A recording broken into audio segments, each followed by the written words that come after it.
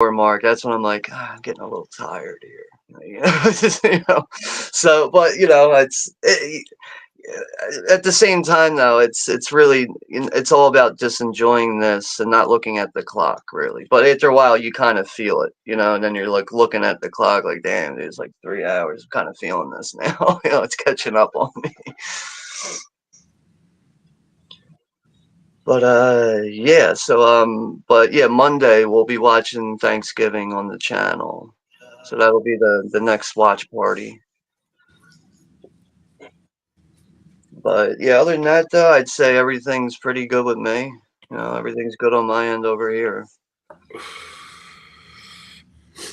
I still haven't seen Thanksgiving, to believe it or not.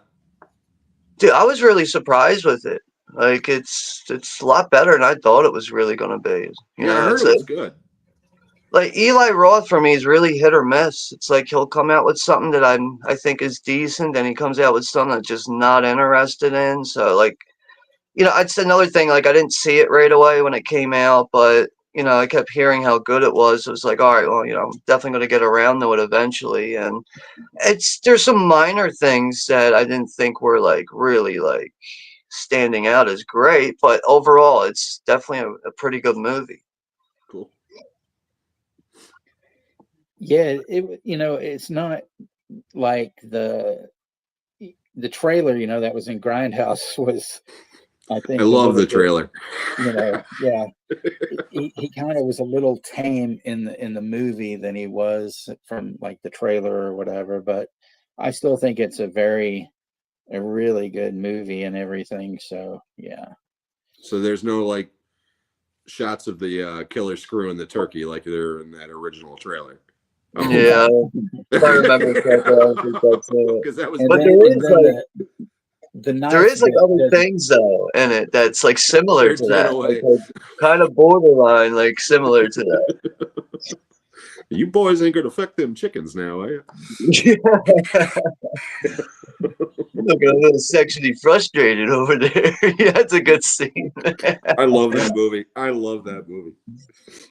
But I'm gonna go ahead and do a roll call, and then we'll just kind of go from there and whatnot. But we have Chester Franklin, and we have Rosalie is in here, Zodiac's here, Jimmy Jam is in here, 71 is in here, Ashton is here, and then of course like three of us. I think that Gizmo just he says he doesn't believe in love. Show us them hairy titties, Texas. What the fuck? But this is coming from a Norwegian, where in his country they burn churches down and stuff. He's told me he's never done that, but I don't know. I have a feeling that he might have done. Oh, Johnny is here, and Todd's here, Todd Christian. So yeah. Well, like, one thing I could say about hairy titties, man, they're that's metal as shit right there. So, I'm sure Bigfoot can get down with that. Yeah, he probably does. I like Eastern European women.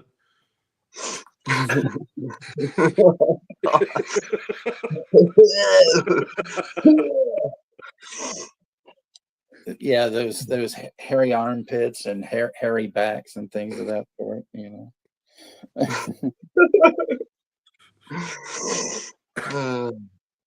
People never disappoint.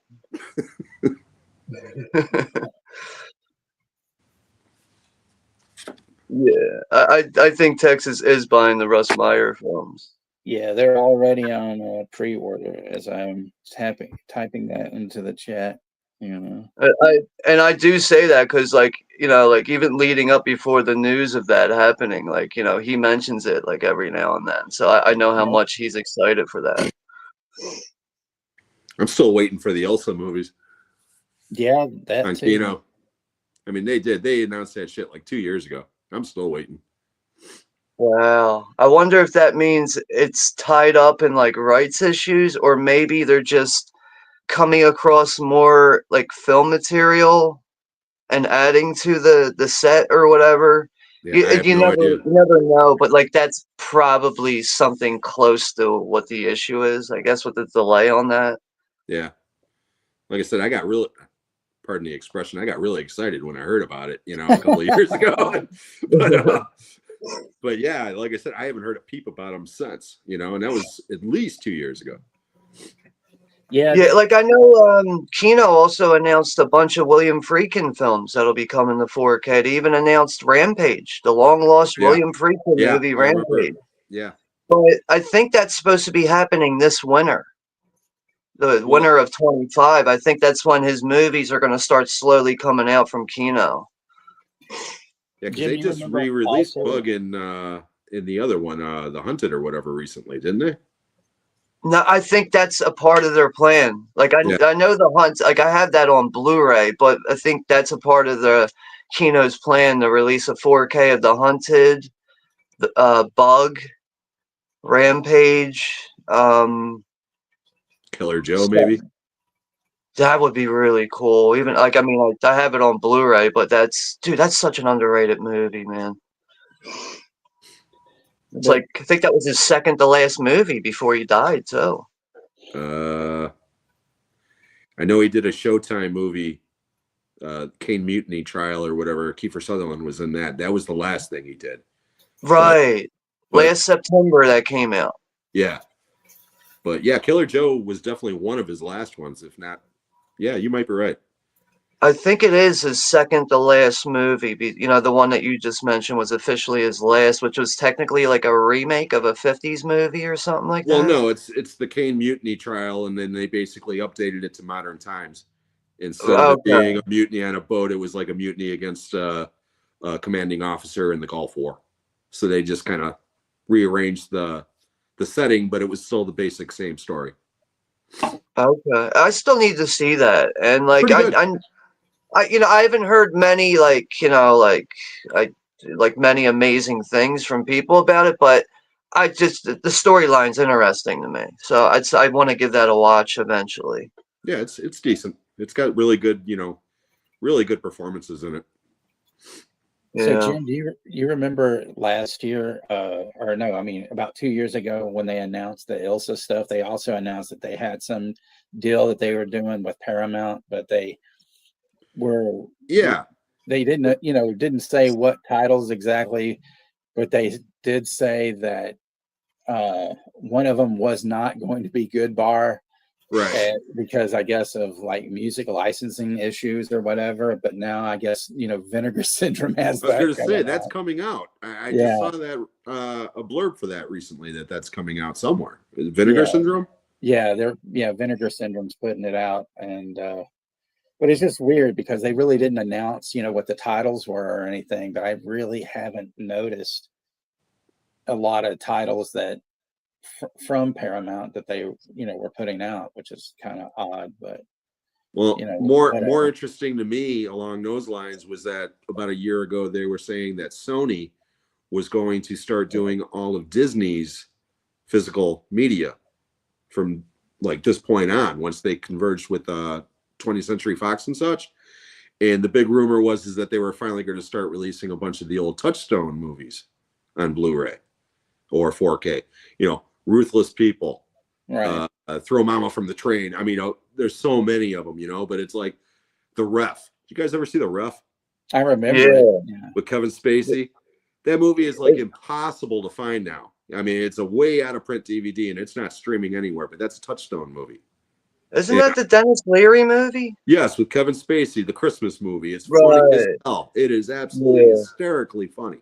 And I Yeah. got it on DVD, and the only reason why I have it on DVD was because I found it at the Goodwill store for like $5.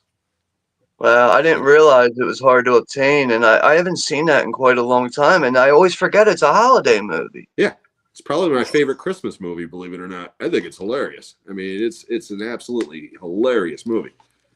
Yeah, I'm glad you mentioned that because I want to try to make a mental note of that and give that a rewatch because it's been a little while since I've seen it. I guess Jen will be back in a minute.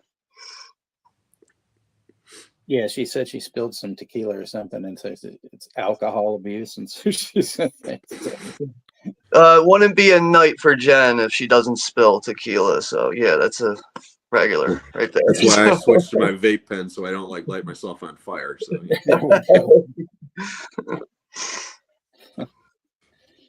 as I light a cigarette, Right. So what cinematic masterpiece is Juno working on now? Oh, well, he had a couple of meetings. I don't, in LA this weekend with Bumhouse and Paraprix, and more or less I guess he was going down there to tell the execs that they were all horses' asses and a few things and stuff. But he's still, I guess, having to do a few shoots from the Cobra film, but there's this one though that's really good. Who's that guy? That is Cameron Poe, a parolee hitching a ride home. Risha! I said, put the bunny back in the box. Yeah, when he was doing a oh shit! What happened to my... Electric Boogaloo. Yeah.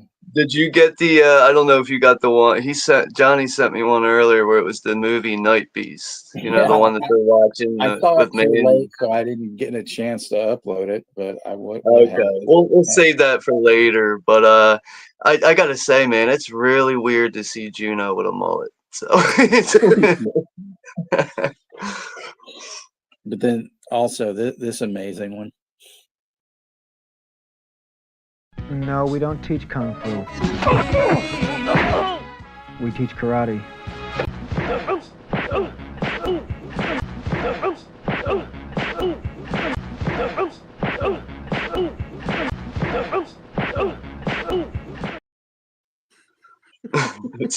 Nice. That's a keeper. But yeah, unfortunately, with the way my channel is right now, it's like I'm watching content and I go to leave a comment and I come back and my comment's gone. And I think my channel's like on this bullshit probation thing until like December 4th. So I really hope when December 4th comes around, like all that will just fucking change. Cause it's like I'm trying to resubscribe the channel so I don't have a lot of content to watch just based on that.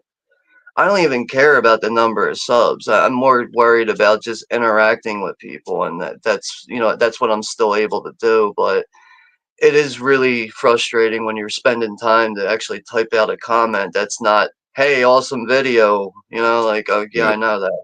That's why I made it. I know." Like, but like, it's just really annoying though when like you're spending time on a comment and you go back and it's like, fuck, dude, like what a waste of time that was. But I'm just trying to just look beyond it. It's not that big of a deal, and I think everything will just kind of go back to normal, and maybe I'll have a normal channel by next month.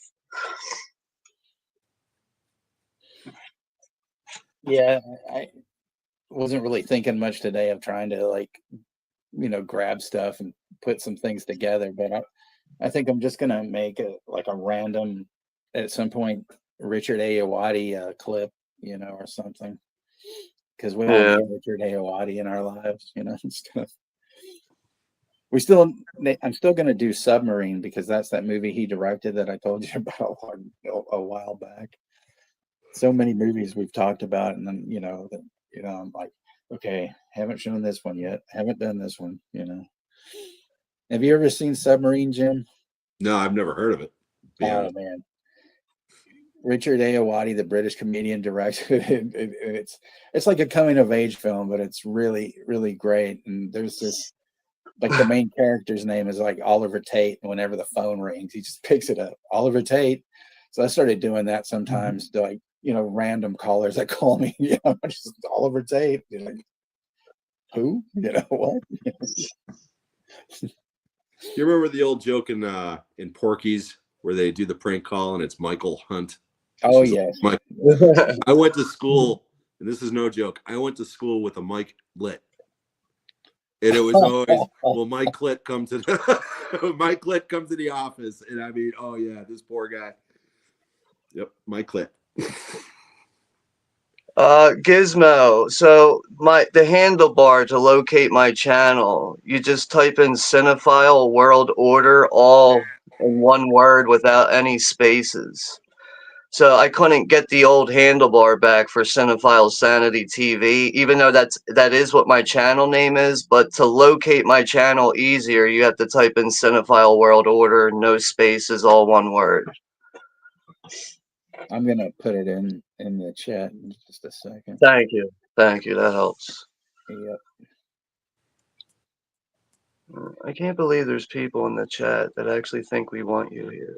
Like, what? It's just amazing how some people just don't get it. Like, I mean, this ain't my channel. I know that, but like, get a fucking clue, man. Go find something else to do.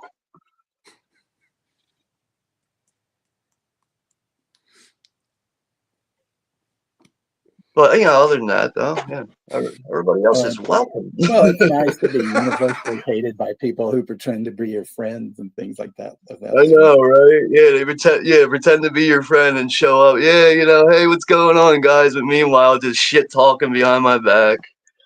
Wonderful how people can do that. Just transform yourself so quickly. I make no apologies for anything. So, if it hurts somebody's feelings, well, there's the door, baby. Yeah. Yeah, it's just something always, no matter what you do or say, somebody's feelings are going to get hurt these days, especially. It's like, you know what? Grow some fucking skin. I mean, Jesus. Like, well, like another reason why I'm so content about it is because when you put yourself out in, a public platform like this, yeah, people are going to have something positive or negative to say about you. People just are who they are. So people are, you could be doing nothing wrong and people will find a way to just hate what you do. So I've gotten really lucky.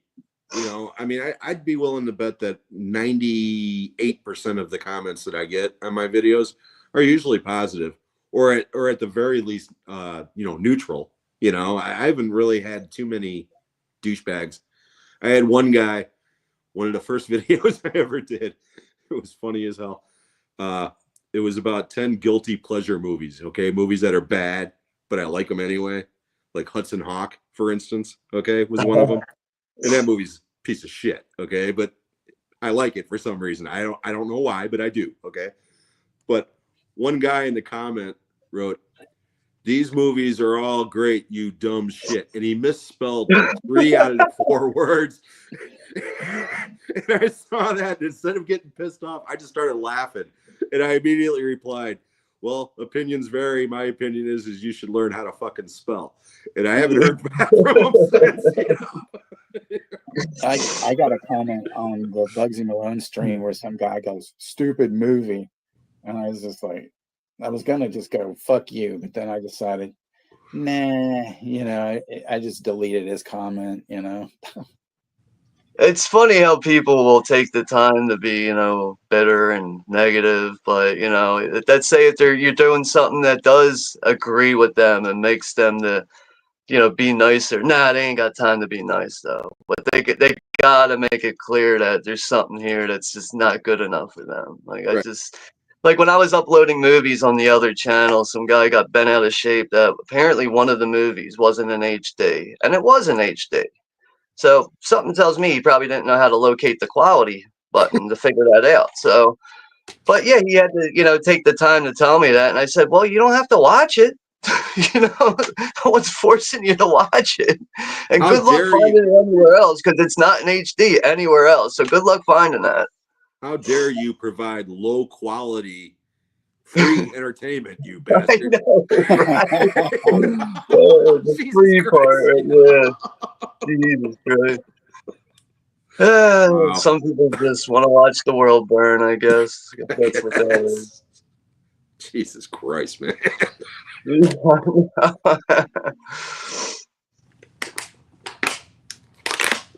Oh, excuse me.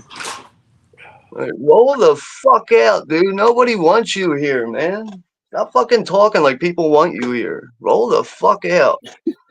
Yeah, see, I don't see the comments, so I have no context to what you're talking about. Yeah, I'm just not even gonna put anyone's name out there. I just don't even feel like dealing with it. But you think the dude would catch a fucking clue? Like nobody wants you here, man. Go fucking hang out with all your Instagram shit talking friends. Give a fuck. Poison is a shitty band. They suck. What's that? It's I knew always they easy to take a stab at Poison, though, right? Oh, Poison. Well, yeah, fucking Poison. Or what's the other one? White Snake. White Snake. That's another one. Yeah. Yeah, I actually saw Whitesnake once. Skid Blow. That's another one too. Shit. Well, to be fair, Whitesnake was opening for Motley Crue, but I don't know if that's like better or worse. Oh. You know, I did see Motley Crue one time, but this was like probably about 10 years ago. So it's, you know, not the, you know, Yeah. I guess later in their career and stuff. They're probably just not as good as they were like back in the 80s and the 90s. Yeah, but I was like, when I saw him was back in the 80s, you know, so at least there's that. But yeah, I think it was like 2010 when I saw them. It was like an all-day festival. When they got on the stage, I was like, "Yo, this band sucks." Like Yeah. Motley Crue fucking sounds like shit, dude. yeah. Yeah. But it pretty could have been like, you know, like the sound tech. Who knows? Who knows what the issue was? I was just like, wow, this sounds like shit. The worst, without a doubt, the worst concerts, you know, you're talking about sound techs, and I'm pretty sure this is the reason, but without a doubt, the worst concert I ever fucking saw was Boston, the band Boston. Okay. In 1987, when they reformed and did the Third Stage album, which is a piece of shit. Okay. Yes. But I love that original Boston album. You know, I mean, it was like, and they mailed that shit out to kids, you know, when I was a kid. But we went and saw that concert. It was an outdoor theater, the same theater that I saw Stevie Ray Vaughan's last performance. He died that night. But Oh, God. but anyway, the sound was so low, we couldn't hear it. We were talking to each other the way that we're talking right now. And I don't know how many concerts you guys have been to, but I've never been to a concert where you couldn't scream at somebody standing next to you, you know? Fucking horrible. Fucking horrible, man. And I think they were lip syncing the whole time too. Because it sounded note for note for every song they played, no matter what it was. It was note for note. Like, I mean, even the fade outs. It was like, yeah, I was pissed. Those tickets were like $40 a pop, and this was in the 80s. That's a lot of money back then. No shit, man. But yeah, Stevie Ray Vaughan, I saw his final show. He opened for Eric Clapton. Same place. It was an outdoor arena, Alpine Valley, East Troy, Wisconsin. And after the set, they were flying in a helicopter up to the mountain or to the resort or whatever, and they slammed right into the side of the mountain. We found out about it on the way home. I mean, yeah, great show though. I mean, it was a great show to go out on. That is crazy about the sound though, because I mean, like over the years, I used to go to like a lot of punk rock and hardcore shows and stuff, and you always got to yell at people, or sometimes you got to get out of the room if you got to talk to somebody. That's how fucking loud it is. But like, yeah, like my experience is like, you want to talk to somebody, usually you got to pull them over and then yell in their ear if you're trying to communicate with somebody. But if you're just able to be like holding a conversation as if it's like an unplugged acoustic event or something, like that's pretty bad. The only concert I've ever seen where my ears weren't ringing afterwards. Yeah. It's the only one. I mean, and I've seen shows in humongous stadiums. I've seen them in small clubs. That is the only show that my ears were just fine. I mean, yeah. Oh, I was so fucking good. I mean, like now if I go to shows and stuff, I have the sense of, I got to wear earplugs. But like in those years when I used to go to all the punk rock shows, like people are putting earplugs in, I'm like, fuck that earplug shit, man. Like, but yeah, like I probably should have been wearing earplugs the whole time, especially when you're sitting next to a full stack 5150 and it's blasting in your ear. I played drums for almost 40 years, so I've got tinnitus in my ears to begin with. And I didn't start using earplugs until like the last 5 years that I was actually playing. So it's like I'm shocked I could even hear it all. I mean, it's like I've always got like a small ringing in my ears constantly. I think one of the loudest shows that I ever went to was was actually like Flaming Lips opening up for Porno for Pyros, and they did like this 30-minute set where it was just they just played. They didn't even stop or anything for like the 30 minutes that they played, and it was really loud, and people were like pissed off. I mean, I thought they were fucking great. You know, they were really good. You know, but you know, Porno for Pyros were okay. A lot of ridiculous theatrics and stupid shit like that, but Yeah. then the other show I saw that was really loud was, I mean, I've seen Sonic Youth like 19 times and they were usually pretty loud, but I saw them open for like Neil Young. And Neil Young, because it was him and Crazy Horse, and they played, I mean, he was really fucking loud. And it was kind of shitty though, because like, Social Distortion was on the tour, and then they left for some reason, and so we had Driving and Crying instead, who I like them anyway, so that was fine. And then Sonic Youth played about maybe an hour, and then Neil Young, he waited like 2 hours to come on. I mean, that was just bullshit. And then he played from like, I think like 11 o'clock to like 2 in the morning, you know, which wasn't bad, but I mean, why did we have to stand there for fucking like 2 hours? You know, it was ridiculous. You know, because he knew you would. I wasn't there to see him though. That was the funny bit. You know, it's not like the good old days with Axl Rose when he wouldn't show up and people would just start rioting. You know, I mean, right? Neil Young, the bass is a little more mellow. You know, Right. Fucking Axl Rose. Oh, God. But yeah, you know what? You're gonna have to block Hale, or I'm rolling out. So block him. He don't fucking get it. You're not wanted here, dude. Go talk shit on Instagram. Nobody wants you here. Roll the fuck out.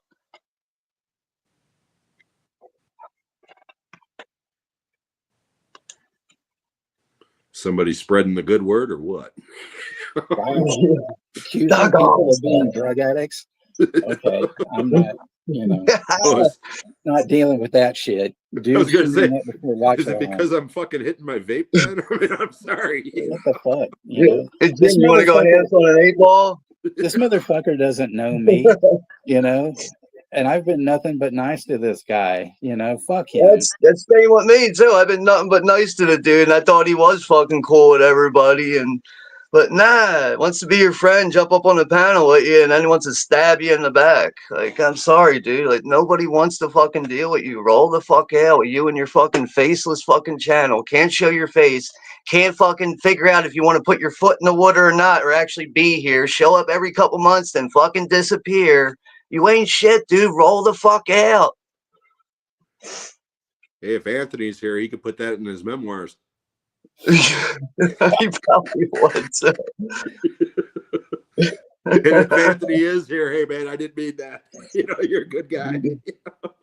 No, Anthony.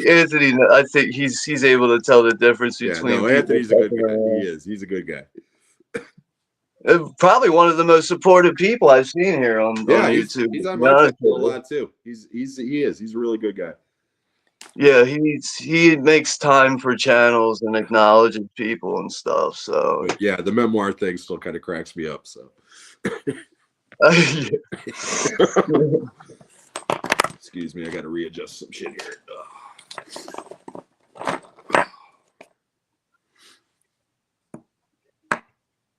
All right. So anybody know any good jokes? Well, we just got rid of one. Actually, I heard a good one today, but it might be old. You guys might have already heard it. I'd never heard it before. Why can Miss Piggy not count to 70?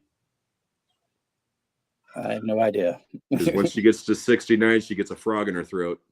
I didn't feel like 69 numbers. I was like, well, that's so close to 69. I know it's going to come in there. Oh, shit. That's a good one. That's something I've never heard before. Yeah, I never heard that one before. That was pretty good.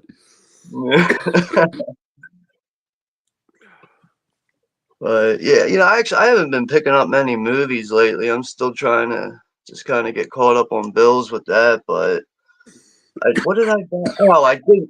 Of course, I got the fucking Nightmare on Elm Street 4K Steelbook in the mail, damaged. So I have to return that. Oh man. And when I got it too, I was like, oh wow, it looks like it's all right. And I took a closer look. I was like, oh fuck me, where is that fucking thing? Here it is. Thing's heavy as shit too, man. I guess there's like things that come inside this. Yeah. But the back end of this, like the back end of the steelbook here, it bubbles out. So I think something heavy landed on it and made it bubble out like that. But yeah, that's the steelbook there. But I just have to return this and get get what I actually paid for. Well, the back image is Freddy coming through the wall, above Nancy. So no. Yeah.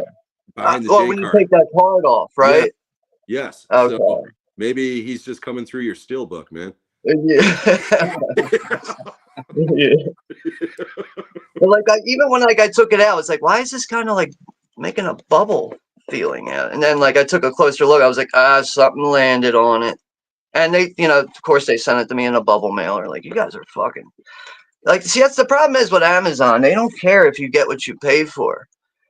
They just tell you to go through the return process, and at the end of the year, it's all tax write-off. So they don't give a shit. They're getting their money regardless. They don't give a shit if you're getting what you get.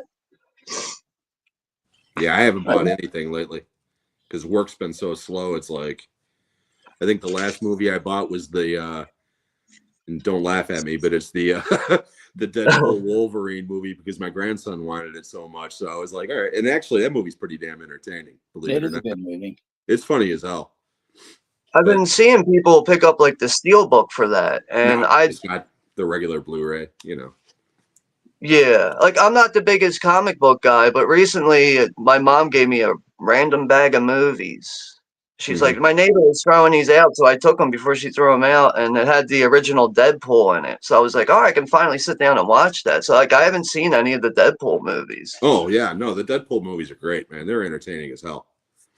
Like, I mean, I do like comic book adaptation stuff. It's just not something that really stands out for me, like horror or action films or psychological thrillers. But like, I mean, for the most part, it's I'm big on Batman. I do like Superman related stuff. I finally watched Watchmen this year. That The was a cool director's movie. I cut of like it. that. That Yeah, movie I got a was lot of shit. I liked it. honestly, yeah, I was really surprised with it. And like, I love that moment when Jackie Earl Haley's in prison and he Yeah. has that fight and he's like, I'm not locked up in here with you. You're locked up in here with me. It's such a good fucking line. Yeah, he's the best thing about that movie. He's fucking phenomenal in that movie. Yeah, and he ends up getting knocked off. I was like, no, he's not about to fucking die, is he? Like, oh man. Yeah, no. But yeah, I was definitely surprised with that. Yeah, because I'm not a huge Zack Snyder fan, but Yeah. Dawn of the Dead, 300, and Watchmen, all three of those movies I think are great. I can watch all three of them. Yeah, I think those are probably what stands out the most. And other people like I would talk to sometimes and be like, I haven't seen Watchmen. Like people were like kind of like, dude, you need to change that like right away. And I've had it on Blu-ray in a 4-film set from Warner Brothers for so long. So it's it's just like, all right, I think it's time for me to finally see this. And I know the director's cut was a bit long. I watched it in 2 settings, but I was really into it. Yeah, I Whereas prefer like the most director's comic cut. book stuff, I just not very appealing for me. Yeah, no, I got serious superhero burnout, man. I mean, serious superhero burnout. I own most of them, but again, it was because my grandson was living with me most of the time, and that's his thing, so it was like, all right, fuck it, I'll buy him. But it's like, until that Deadpool movie, it was like, I don't care if I saw another friggin' superhero movie for the next 20 years, I mean, because every 6 months there's a new one, and they basically have gone to shit in the last couple of years. But the Deadpool movies they're very entertaining. Logan is really good. Yeah, if you've ever seen that one. Yeah, I haven't seen that one either, but that Logan's is another phenomenal. one Yeah. I hear people speaking highly of that one, so that is another one I need to get around to. I'm sure I could probably find that for cheap online right now if I look for it. So No, Logan. I would say Logan's probably the best superhero movie ever, maybe next to The Dark Knight, because I really like The Dark Knight. but yeah, that's another one I forgot about. I see people are talking about The Heretic. It's an A24 movie with what's his Heretic. name again? Uh, What the what's this? right. Hugh Hugh Grant. Grant. Rupert? Is it Hugh Grant. Rupert Everett? Isn't Hugh Grant in that one? Yeah, it's Hugh Hugh Grant. Grant, that's it. I don't know Yeah. why I was thinking Rupert Everett, Yeah. but yeah, Cemetery he's Man. British, possibly yeah, gay. but like yeah, he's in that, and I the trailer looks interesting. I totally forgot about that movie, but that's something I do want to see. But I did check out. I watched it today. The Dune Prophecy TV series. Is it any good? I didn't even. Yeah, yeah. It's right now. It's the first episode. I think it's going to be 6 episodes. Yeah. But the first episode was an hour and 5 minutes total, which I was like, wow, it's lengthy for just an episode. But the look of everything, it looks like it's very attached to like what we got in the other two movies. And Oh, cool. yeah, I would say if you're into the new Doom movies, definitely give that a watch. I don't know when the next episode airs, but I was watching a hockey game today. And I saw the ad for it and the commercial, and I was like, I didn't know about Dune Prophecy. Like, what's this? And I looked on Look Movie, and it was on there, and I just ended up watching it. So I watched that a couple hours ago, but I thought it was pretty good. Yeah, I think the new episodes are on Sundays. So then All right, yeah, second that's episode will probably be tomorrow. Yeah. That's yeah. I think HBO. HBO Max or whatever it's called now. But now it doesn't have what's his name in it though, like Timothy. What's his name, Chalamet or whatever his Yeah. name is. But The yeah, one it's who's like playing Paul it's, Atreides. but isn't Like it they're, supposed to be like 1,000 years earlier or some shit? I mean, it's supposed I to be think it's like way earlier. it did, yeah, but like they talk about the Atreides family that is there in Well, place. It's just Paul's not there, I guess. But the movie starts or the show starts out, and then it goes quickly to 30 years later, like right after this opening scene. And I know it has a lot to do with the truth sayers in it, like yeah. the female truth sayers. Yeah. What are they called again? I Scary forget. bitches is what I call them. Yeah, right. It's that. Yo, that is like one thing that's kind of scary about watching those characters. It's like, yo, like these bitches know when you're lying. Like, they can get into your head. They can take full control over your body. Yeah. Like, oh my god, it's so creepy. Or start gargling, man. You start like killing people. It's like no. But yeah, I like Yeah. the movies. I like shit. I even like the David Lynch movie from the 80s. Like David was Lynch's working- Dune is what it is. I understand that.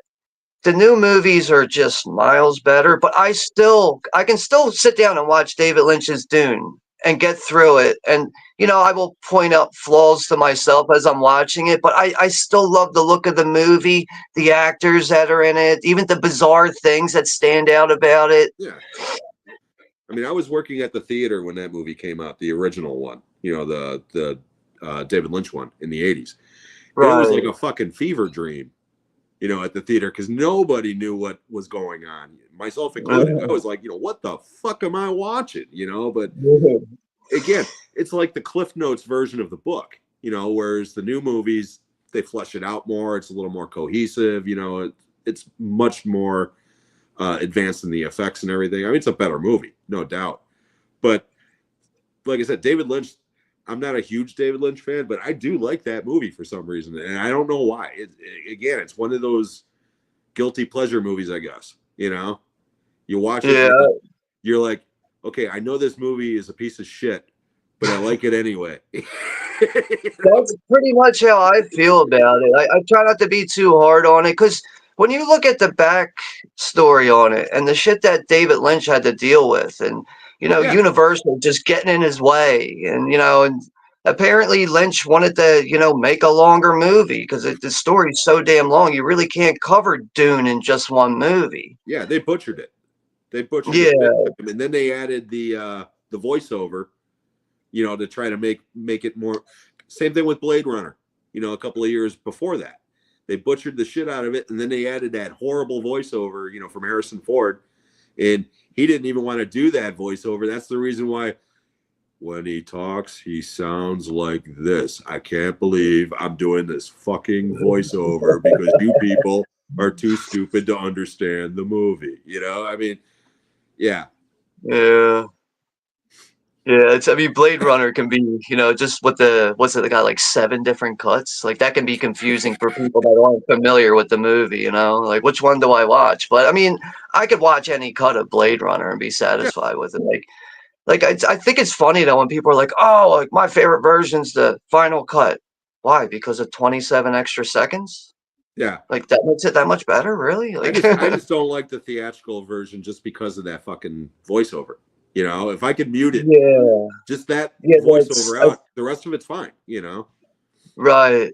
Like I usually find myself watching the director's cut, which I think is Yeah. like 1 minute less. Yeah, I think what you're talking about is the international theatrical cut. I think that's the one you're talking about with Well, the voiceover. the original theatrical cut here in the States had that bullshit on it. I know that for a fact because when I saw it at the theater, that's what it was. Was, you know, Harrison Ford sound like he's on Quaaludes, you know, talking about the movie.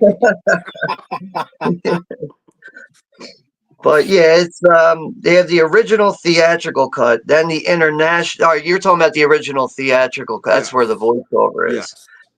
So then you have the international theatrical cut, director's cut. Then you got the work print too, or at least that's what I have in this digibook here on Blu-ray. Yeah. And now they got the I final do. cut, which is like, you know, like you said, 27 seconds longer. Like there's nothing wrong with the final cut. I just find it funny sometimes. Seems like people make a real big deal out of it. It's like really, like it's got like 27 extra seconds. It's barely anything of a difference. Like, but that's fine. It's Well, not a because they big have deal. that People they like have that little flash of a unicorn, and people are like, that just proves that he's definitely a fucking robot. And it's like, no, that just proves that Ridley Scott did a movie called Legend, and he's fucking fascinated with unicorns. You know? Yeah. Yeah. I never thought of that. Like, yeah, I could see that connection there with that, I guess. Especially during that early 80s. Yep, waiting for Tom Cruise to come running through the room chasing him or something. Yeah. Do a couple backflips. Yeah. But I love that movie, Legend. It's something I grew up with. I never grew out of like, like, oh, I'm too old for this movie. It's something I love going back and watching. Tim Curry's awesome in it. Yeah. Oh my God, he's so terrifying. I still don't know how he was able to perform with those giant horns on his head. Yeah. Those things were heavy as hell, man. Shit.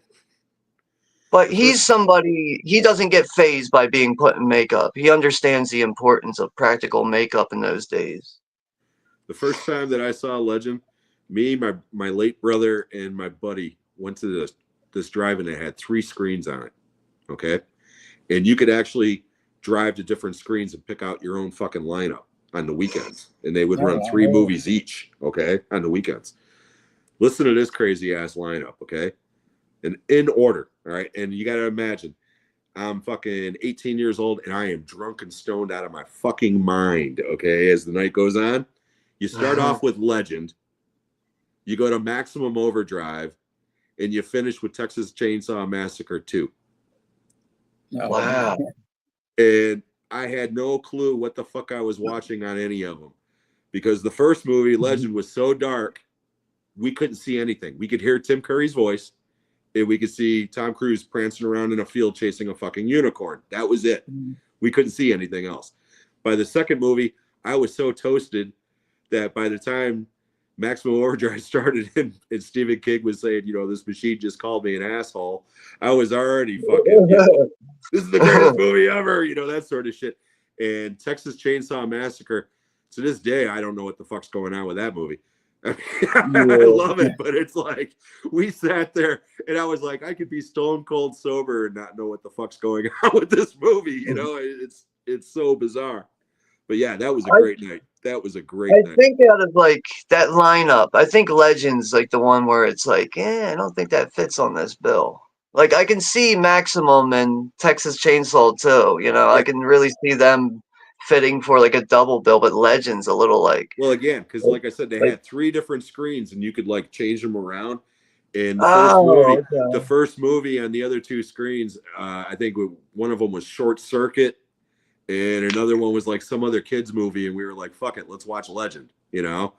And I like Legend, but again, we could not see it at all. It was so dark, you know. But we could hear Tim Curry's voice, and it was like, man, I want to watch this movie again because I want to see if he's as scary looking as he is sounding, you know. And yeah, he's great in that movie. He's great in that movie. Yeah, but like it almost seems like too like that triple billing is almost like, well, we got something for the adults, and in case you have your kids with you, they can watch Legend. I guess. Before you totally destroy him and take him to see Texas Chainsaw 2. Yeah, right. Incoming mail. Tex, I'm gonna jump out of here real quick, and Cool. I'm gonna send Jen a text and see if You're gonna go if hunt that guy everything's down? all She right. says she's having some issues trying to fix this and stuff. Oh, okay. All right. Maybe I'll just leave her be. I wasn't sure what was going on with her.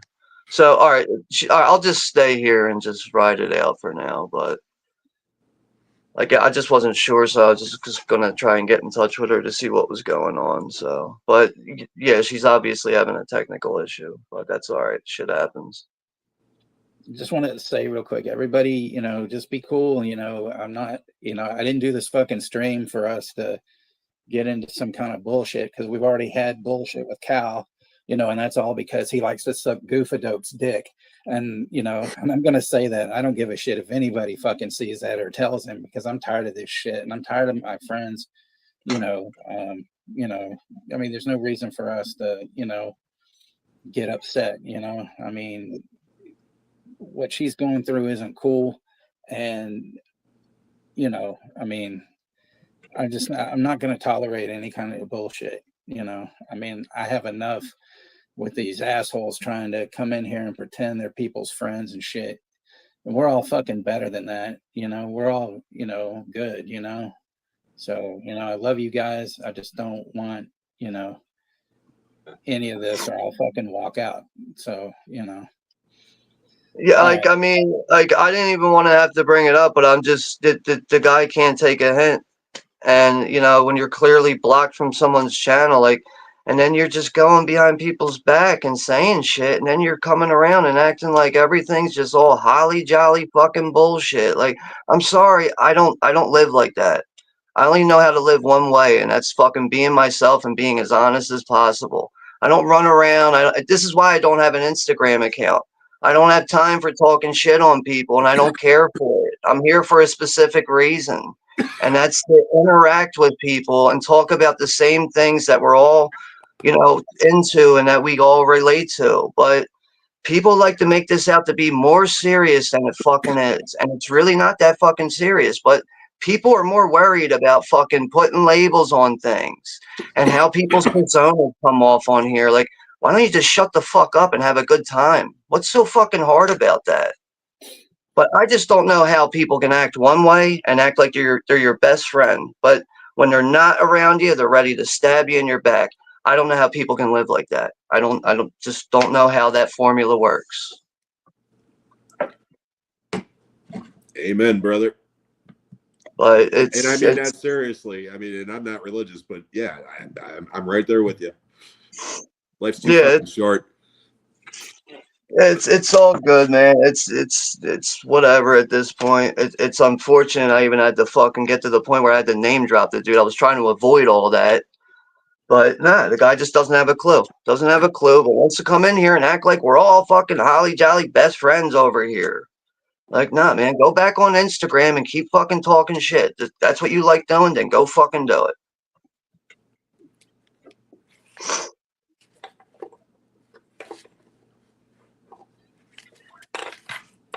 This fucking vape pen, I hate it. Now, is that just a regular tobacco vape? No, that's weed. That's the THC one. Yeah. I had to stop buying that, man. It's becoming too much money. It's Well, like, like $35 a cartridge, and then I'm burning through it in like 4 or 5 days. And I don't really smoke that. I wouldn't say I smoke like every day, sometimes I would like to just puff on something. Like at this point, I'm just buying bud. I'm not even buying the medical stuff like that. But I just like to, just take a couple puffs, sit down and watch a movie when it's like 10 o'clock at night, like, every other Yeah. couple nights, something like that. No, there's dispensaries all over the place by me, but I've been going to the same guy for like 25 years, and his stuff's better, it's cheaper, and he just started buying these vapes wholesale. And to give you an idea, the ones by me in the dispensary, they sell like the 0.5 milligram disposable pens for like $40 with tax. Okay. He's selling me the 2,000 milligram disposables for $35, no tax. And it's like, okay. So I'm trying to actually quit smoking weed. I've been a daily pot smoker most of my life, basically, but my lungs just can't take it anymore. So that's why I'm trying to switch over to the vapes, because I'm trying to quit smoking as well. And the vapes, they're helping as far as like, you're a smoker, you wake up in the morning, you hack up a lung. It's helping with those, but I have a persistent cough now. Like you listen to any of my videos lately, and I'm coughing during all of them. And it's like my mom's convinced I got a tumor in my fucking throat, and it's like, no, it's a different cough. It's a dry cough. I don't know how to explain it, but I gotta quit. I mean, what it comes down to is I gotta quit one way or the other. And edibles don't do a thing for me. Nothing. I mean, I went to my niece works at one of these dispensaries, right? I told her, I said, give me the strongest edible you got. She hands me this candy bar, and she says, you break it up into like 20 little squares. She says, don't eat, more than that, like a couple of little squares. I ate that whole fucking candy bar, and I didn't even get a buzz. I mean, yeah, edibles just don't work for me. They just don't. So I know with edibles, they can be a little tricky because like there's times where I took edibles and I'm like, oh yeah, I just ate something like an hour ago, but I'm not really feeling it. But then like I'll like sit down on the couch and I'll be like, wait, I think I am feeling it. I'm like, okay, yeah, here it comes now. But it's just not the same as smoking something. It really is a different kind of body effect, I guess you could say. yeah.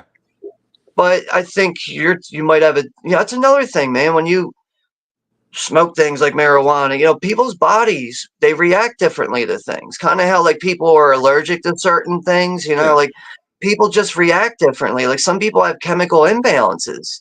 Like I actually used to know a guy. This guy would love to party all the time. He would take Xanax pills like fucking crazy. And I'd be like, dude, you just took 19 fucking Xanax bars. How are you still standing right now? And then one day his mom told me, she's like, you don't understand. Matt's got a chemical imbalance. And I was like, well, what's that supposed to mean?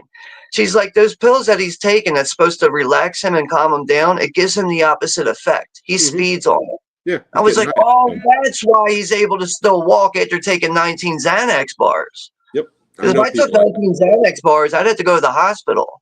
Yeah. Yeah. Like, I mean, I'm a pothead. I'm the first to admit it. The way I look at it, I know, and I don't look down upon people that drink or do whatever. Whatever makes you happy and you're not hurting anybody, more power to you. That's always been my opinion.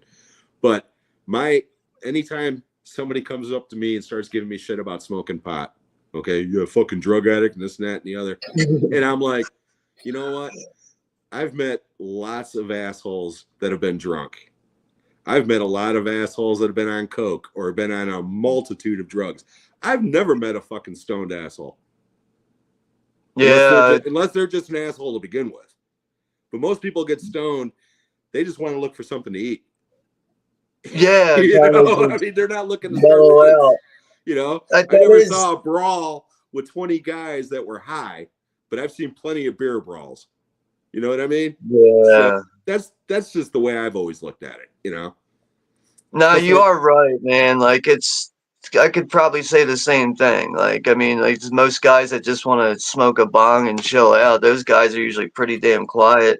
But yeah, unfortunately, alcohol kind of releases the beast in some people sometimes. But I never had those issues where like, but you know, like I know like I've been in situations where I've been drinking liquor all night and like I'm like, yeah, I think I know why people get angry as shit on certain kind of alcohol because I kind of feel it, you know, like when I'm drinking hard liquor. But if I'm drinking beer, I'm just like, how the hell do people get so angry? I'm drinking like a fucking 12-pack of Coors Light. How do you get angry off of that? Except Well, for the 'cause you fact gotta that you're drinking that shit. you gotta piss every 5 minutes. That's why you're angry. You know, that's just Yeah. water. But like I feel like the people that you know, the people that are easily angered from drinking, they should be able to identify that and realize that they shouldn't touch it. Yeah. Instant But yeah, I alcohol and agree with alcohol. you though. Like I agree with what you said. Like, you know, as long as, you know, do whatever you want, as long as you're not really doing harm to yourself and causing harm to anyone else and Yeah. causing any problems. It shouldn't be anyone's business, really, I guess you could say. Yeah. I mean, my mother, God love her. I mean, she's 83, so she knows I smoke pot, but she's convinced that because I'm smoking pot, she'll see a fucking story on the news about the opioid epidemic and think that she's going to come out here and I'm fucking OD'd in the garage. And it's like, Mom, trust me, they are totally different things. I said, you have a better chance of dying of an overdose than I do with your prescriptions. You know, I mean, it's like, I've never met anybody who OD'd on smoking weed. You know, trust me, I've tried. You know, Just, you know. I'm pretty sure I've Googled that before. Has anyone ever overdosed on weed? I'm pretty sure Every there's once in a no actual while, report. every once in a while, you'll read a story about some kid who freaked out and did this or that, and it turns out that it's almost always behind somebody that's trying to fucking ban legalized weed. I mean, always. I don't believe half the shit I read especially on the internet. Yeah, you get too many like articles like the Onion and shit, you know, selling you a fake Which story. the Onion bought InfoWars, which I thought was fucking hilarious. Yeah, it was awesome. Yeah, and at first I thought that was like an Onion headline. You know, I was like, this can't be real. And then I looked into it and I was like, oh wow, that's awesome. Fuck that guy. Sorry, I'm not talking politics, but fuck that guy. Yeah. I know my brother used to watch his show all the time, Alex Jones InfoWars and all that shit. Which I found weird because like it's like he just kind of like my brother just like got into like politics one day. I was like, what the fuck is getting into you? Like 5 years ago, you would have been like, what the hell's politics? Now you're all into this politics and shit. But that's weird how like, you know, sometimes things make people change like that, I guess. Well, I was always brought up when I was a kid that there was three things that people just didn't discuss in public: politics, religion, and money. And nowadays, that's all anybody wants to talk about. Yeah. Yeah, you're right. I mean, you got the inflation BS going on between people having trouble getting jobs, and then there is like an outpouring amount of jobs sometimes. But yeah, then the politics, you got celebrities getting on planes and leaving the country because Trump's in office now. And actually, I just saw a YouTube thing, like a crime video. Apparently, some girl killed her dad because he voted for Trump. Oh, And she Jesus killed him. Christ. She ended up killing him because he fucking Jesus voted Christ. for Trump. I was just like, wow, you killed your fucking dad because you voted for Trump. Like, world is going crazy. Yeah. Yeah. Like I said, I didn't want to veer it into that subject, but yeah, it's fucking world's gone insane. I mean, Texas is not somebody who wants to talk about politics, so I can pretty sure this is going to die out pretty quick here. I'm not really one for politics either. Me neither. You know, just I'm tired of all this politicking. yeah. My wife was watching Survivor on her DVR. You know, she like binge watches them. I go walking in there to take a piss before we come out here, and there's a fucking ad, you know, an anti-Harris ad, and I'm like, it took me a second to realize that she was watching a recording. I was like, I thought we were done with this shit, because I mean, yeah, I told my mom I was starting to miss the pharmaceutical ads. You know, it was like, You know what's funny about those pharmaceutical ads? There's only two places in the world that have those on TV. Yep. America and New Zealand. Yep. Nowhere else. Yep. It's just America and New Zealand, but nowhere else. Yep. I find that strange. It's almost like what's like I can see there's a scheme behind it, but what's the full scope of it? I want to know. We'll never find that out. So. Viagra. Yeah. Seriously, when And Viagra came Cialis. out, Cialis, too. that's when they changed the rules about advertising pharmaceuticals on TV. Before that, you can only do over-the-counter shit. But when Yeah. Viagra hit, and a bunch of middle-aged guys were finally getting a boner again, they were like, "Hey, man, we got to spread the good word on this shit," and that's how it started. Yeah, that made some people very happy, I guess you could say. Yep, that and Rogaine. They can't cure cancer, but they can give you a boner and some hair. Priorities. It'll probably give you cancer in the process. But like another thing is with those ads, like when they start out, the guy's talking normal, and as it gets closer to the end, it just starts talking fast, and you can't keep track of it. Because that's when they come up with all the side effects, and they don't want you to hear anal leakage. Exactly. If you suffer from anal leakage. Oh man. But it is like when they get to the side effect explaining, that's when everything, the voice speeds up, and it's like, we're going to tell you this, but we really don't want you to listen to it. Yep. That There's they definitely always smile. I hate those fucking singing ads for like Ozempic or whatever, where they're smiling the whole time they're singing, and it, like they're the fucking Joker or something, and it just creeps me out, man. It's like people do not talk that way. It's like, so happy to see. It's just.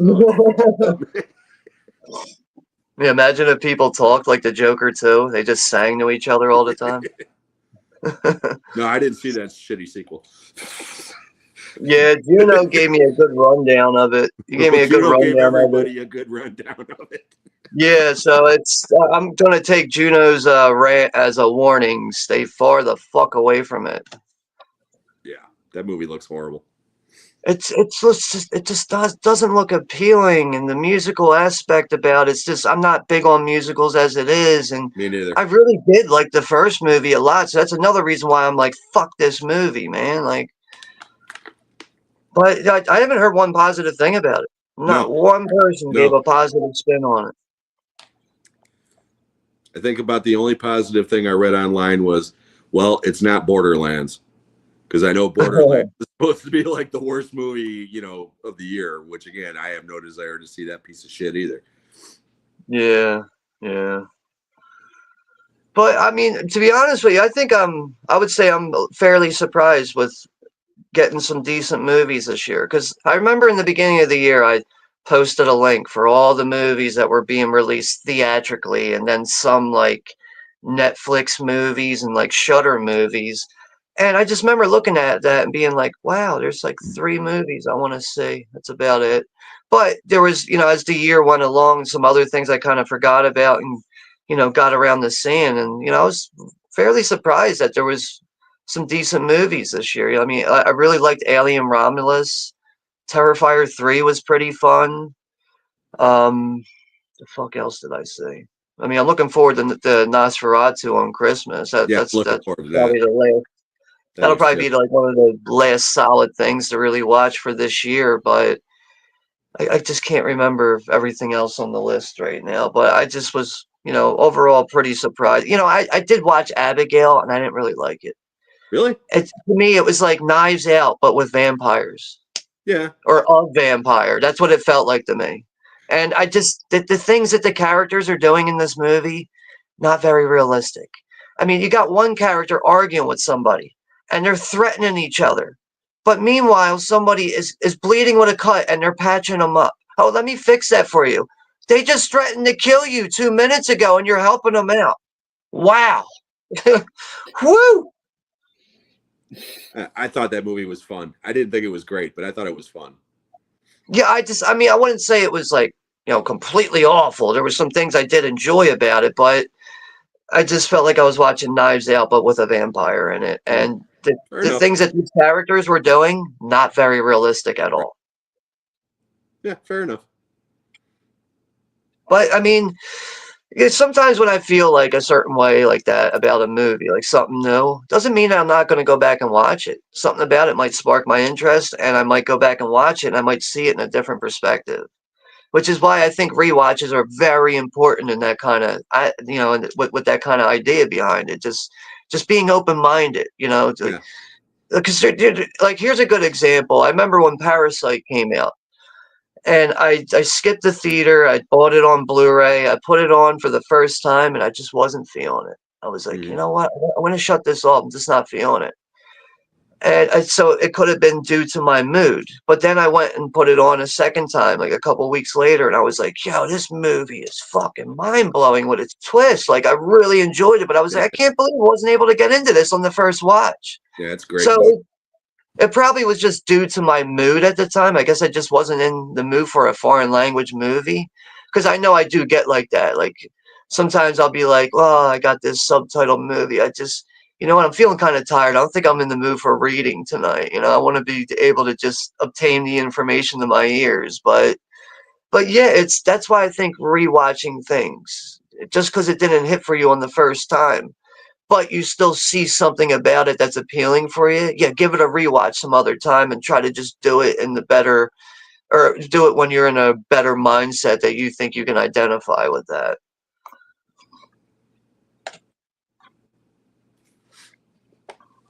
Yeah, I'm so far behind on everything this year. I haven't. Damn. Abigail's one of the only movies I did see this year so far. Yeah, I know. Texas. You saw quite a few movies in the theater this year, right? Yeah. Trying to. But I think you did like Abigail. I remember you did say it Yeah. was pretty good. Yeah. But So, there was just some things about characters in that, like, yo, this guy just threatened to kill you, and you're patching him up. Yeah, that doesn't work for me. yeah, I saw Yeah. Abigail in the theater and Maxine and Right, Maxine. Yeah, that was another one. Well, Maxine was. I thought it was good, just not as good as X and Pearl. It's. But I don't know. It might not be a good idea to try and release 3 movies in 2 years, too. Like a trilogy like that. I don't know if that's got something to do with it, but I don't own Maxine yet. I only watched it on Look Movie, but I'm probably going to end up buying it on Blu-ray, so that means I'm going to rewatch it. Maybe it might hit for me differently on that second watch. Yeah, I haven't seen any of those 3 movies, believe it or not. I would recommend, I was giving waiting them a for shot. I was waiting for Maxine to come out, and then I figured I would just watch all 3 of them, back to back to back, because I'm pretty sure all 3 of them are on HBO Max right now. yeah, they are. So yeah, that's Okay. because I heard really good things about all 3 of them. So And yeah, here's another one, The Substance. I I want to could. see that. man. I want to see that. And Texas said that was like one of his favorite movies of this year. So that's what, lit a fire under me to want to go see it sooner. And last half hour of that movie, I was like, I almost wanted to start screaming in my room. I was just like, what the fuck's going on? Like, this is so crazy. Yeah, I heard it's like a Cronenberg movie that he never made.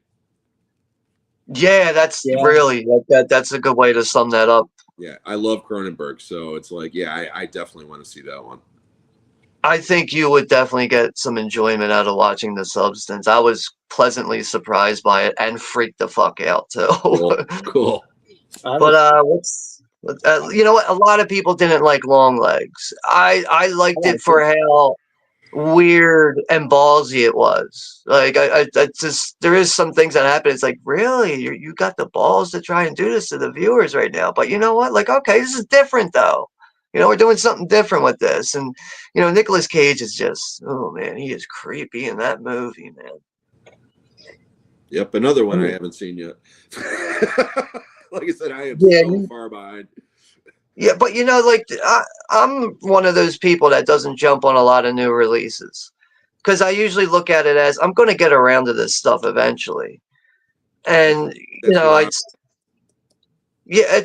but like like another thing is like with not like really buying movies right now, and I know like you said you're not really doing that. Like the one thing that's good about that is I bought so many movies in the past. I have so much stuff to rewatch and catch up on. So it's like, all right, so maybe I don't have money to be buying movies right now, but that's perfectly fine because I got so many other ones that just, go back and rewatch. I do have some on the shelf I haven't even watched yet either. Yeah, So me too. it's not like I'm not missing out on anything unless something limited with like a limited number on a certain release. And that means I need to go and buy that before it's gone forever. I was gonna say though, Sean Grande is the only one that I know that didn't like The Substance. He fucking just railed, and it was like, what? Yeah. Holy shit. I don't think I heard him talk, but did he do that during a stream? Yeah, a couple of weeks back, he was saying that all sorts of shit about it, how like they ripped something off from Kubrick, and I don't know. I was like, I don't know what the fuck you're talking about. He's another, like, I like his rants though, because like when he gets going on it, you feel the passion behind it, I do like his rants, but like I like hearing other people's opinions, whether they don't agree with me or not. Because actually, when people disagree with me, I find that a bit fascinating. I'm kind of listening a bit more, like, oh, I want to hear your reasons, and I can respect that. At the end of the day, we could still be friends. It's okay. Yeah, me and you disagreed on Salem's Lot, and we still get along. Yeah, yeah, man. That's dude. I wanted to like that too, man. The original movie's such a big deal for me. Like, I really wanted to like Yeah, that, but that I get final it. scene when, all right, the sun's being blocked out by the drive-in theater right now. Like, oh, come on, we're not that stupid, man. Like, you're gonna really insult the viewers like that? Like, the drive-in screen's blocking out the sun. It's why the vampires are alive right now. Like, yeah, it just felt so weak, man. Like, Yeah, I don't know. I get it. And then I also once Mr. Barlow started talking, I was like, "Yo, Mr. Barlow don't talk. Like, what the fuck?" I wish Barlow would have talked more than Straker, because the guy who played Straker was my main bitch about that movie. He was fucking terrible. Because I think that's James Mason is so good in the original, as Straker. And then this other guy shows up. The only movie I've seen that guy in was that movie Overlord. And I yeah. couldn't He's understand a fucking word. Hello, little gentleman, and shit. And it was like it didn't work. It just didn't work. yeah. I know what you mean. Like that I forget that actor's name. I know he was in that movie, Ghost in the Shell, and he was also on Game of Thrones for a little Oh while. yeah, he was on Game of Thrones. I forgot about that. But Yeah. I remember him in Overlord. Because he was like the Nazi guy in that. Right. Yeah. And like I said, that movie, you were hoping to like it. I was hoping I didn't hate it. And I think that's might be where the divide is, because I didn't hate it. I certainly didn't think it was great, by any stretch, but I didn't hate it. And that miniseries version from the 2000s with Rob Lowe was fucking worse than the HBO movie. I mean, that thing was a piece of shit, man. Well, I usually forget about the Rob Lowe one. Yeah, I mean, Like, Rutger Hauer's in that movie, and he couldn't save it. I mean, that thing was just horrible, man. yeah, it almost reminds me of True Detective season 4. You had Jodie Foster in it, and she couldn't save it. Yeah, I watched the first 2 seasons of that show, and I haven't seen the other 2, because everybody I know says watch the first 2 and you're good. So okay. I think the 3rd season's not as bad as some people make it out to be. It's got a very underwhelming ending to it, though. It doesn't really end with a satisfying feeling. But season 4, man, they decided to go supernatural, and it's just super stupid. Gotcha. Got to put that in the advertising. Supernatural.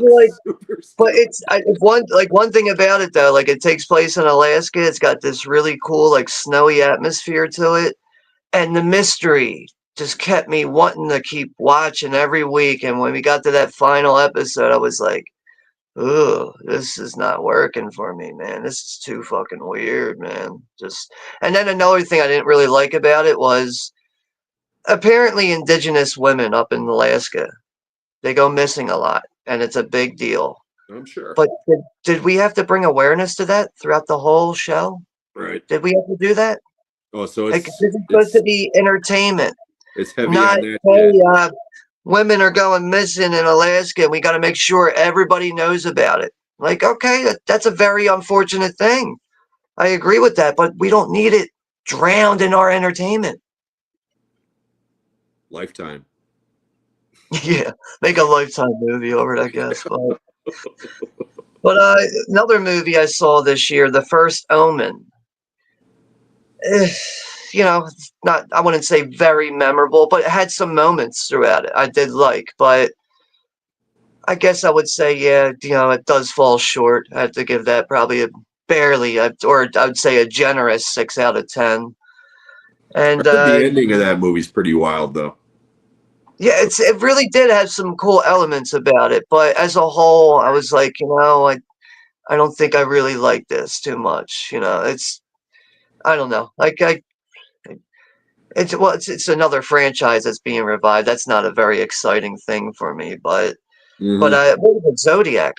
He's probably down in the chat. He's one of the ones that recommended that I give it a watch because I think it ended up popping up on Look Movie at the time. And yeah, that's how I watched it. But you know, I got through the movie completely without like, you know, wanting to gouge my eyes out or anything. It wasn't that bad, but yeah, there was some cool things about it, but some other things I didn't really care for. But one movie I did enjoy, and I did not like the last 15 minutes of it, is In a Violent Nature, the Shudder movie, the one with the where you know you're getting Right. that point of view of the killer from his back, the back end of him as he's walking around just annihilating people. I I loved all that finally watched about it. the other day. Like I I really finally did watched. like all that. Like it doesn't dive too much in the backstory until the final 15 minutes, and it's like I don't think we really needed this here in the last 15 minutes. But it seems like a lot of people were, you know, just not happy with that, and I thought that movie is a little bit better than what is getting credit for. Yeah, I was kind of like, how do I put this? I was underwhelmed by that movie, mainly because I had mixed reservations going in, and people were like, you know, no, it's really cool, you know, and I like the idea of it better than the execution. If that makes Okay, sense. You know what I mean? no, Because I I can see that. found myself wanting to like start fast forwarding after a while because it was just getting to the point where it was like, all right, come on now, you know? And I totally agree with you with the ending. The ending, I was like, what the fuck, you know? I mean, yeah. But there is some really cool stuff in that movie. I mean, there's some really cool stuff. That yoga kill, that's an Yeah. man. Dude, That's an all yo, I timer. swear to God, dude, when I first saw that, I was like, I didn't know you could kill someone like that. Like, I was really like that surprised. I was like, wow, like, I didn't know you could actually annihilate somebody like that. Like, Yeah, holy shit. that was pretty fucking gnarly, man. Yeah, man. Yeah, like overall, like, I mean, I wasn't really too thrilled with like the killer's mask with like that 1930s, like Yeah, scuba smoke mask mask or or whatever whatever it it was. is. Like, It's a firefighter mask or some shit. yeah, I think that is probably it. But like, it does make sense how he obtains it. He randomly finds it as he's, you know, Yeah, I strolling liked through all the that stuff, woods.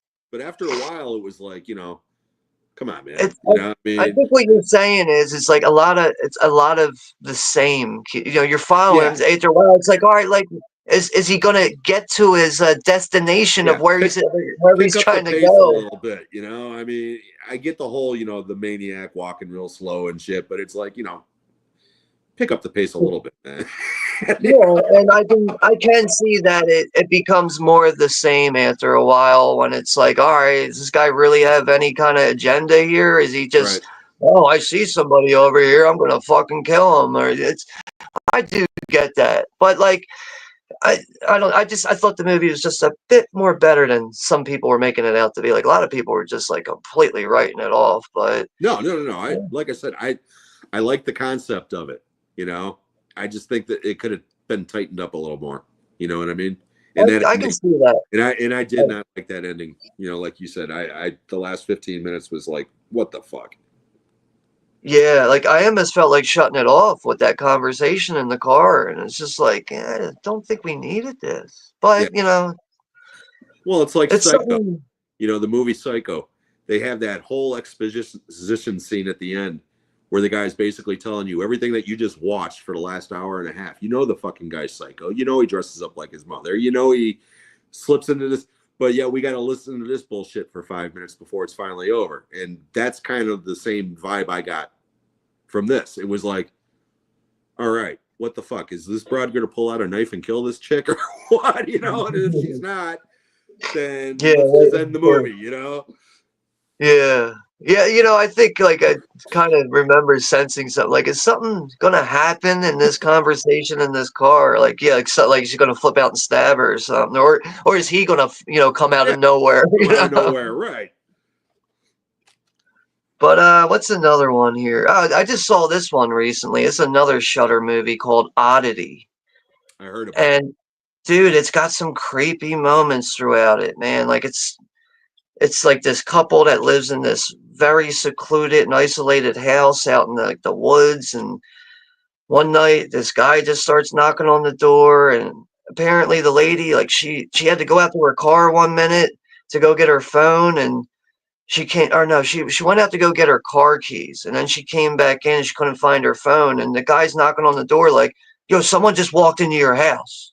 She's like, what are you talking about? And he's like, yeah, someone just walked into your house. And he's trying to explain to her, like, yo, you need to get out of the house. There's someone in there. And it's just like the moments like that kind of really build the tension. But for like, a little Shudder movie like this, like I thought that was actually very surprising, like good enough for a 7 out of 10.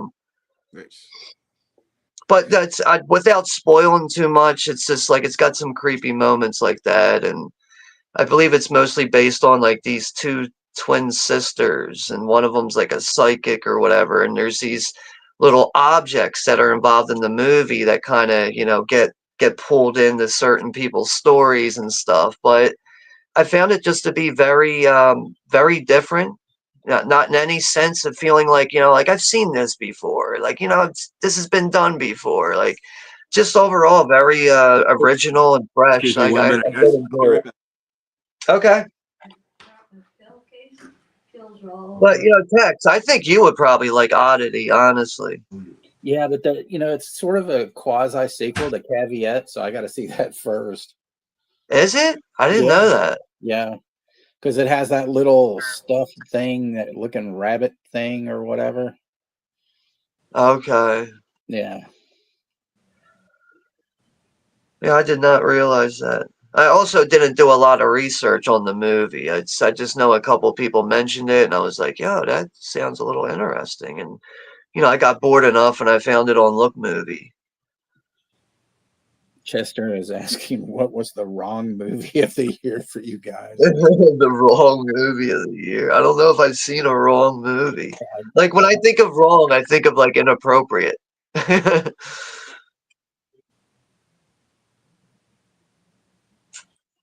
But there's still a lot of things I need to see from this year. Like I do want to see M. Night Shyamalan Ding Dong's Trap, so I do want to give that one a spin. Yeah, it's good. It's just, I don't know. I was a little.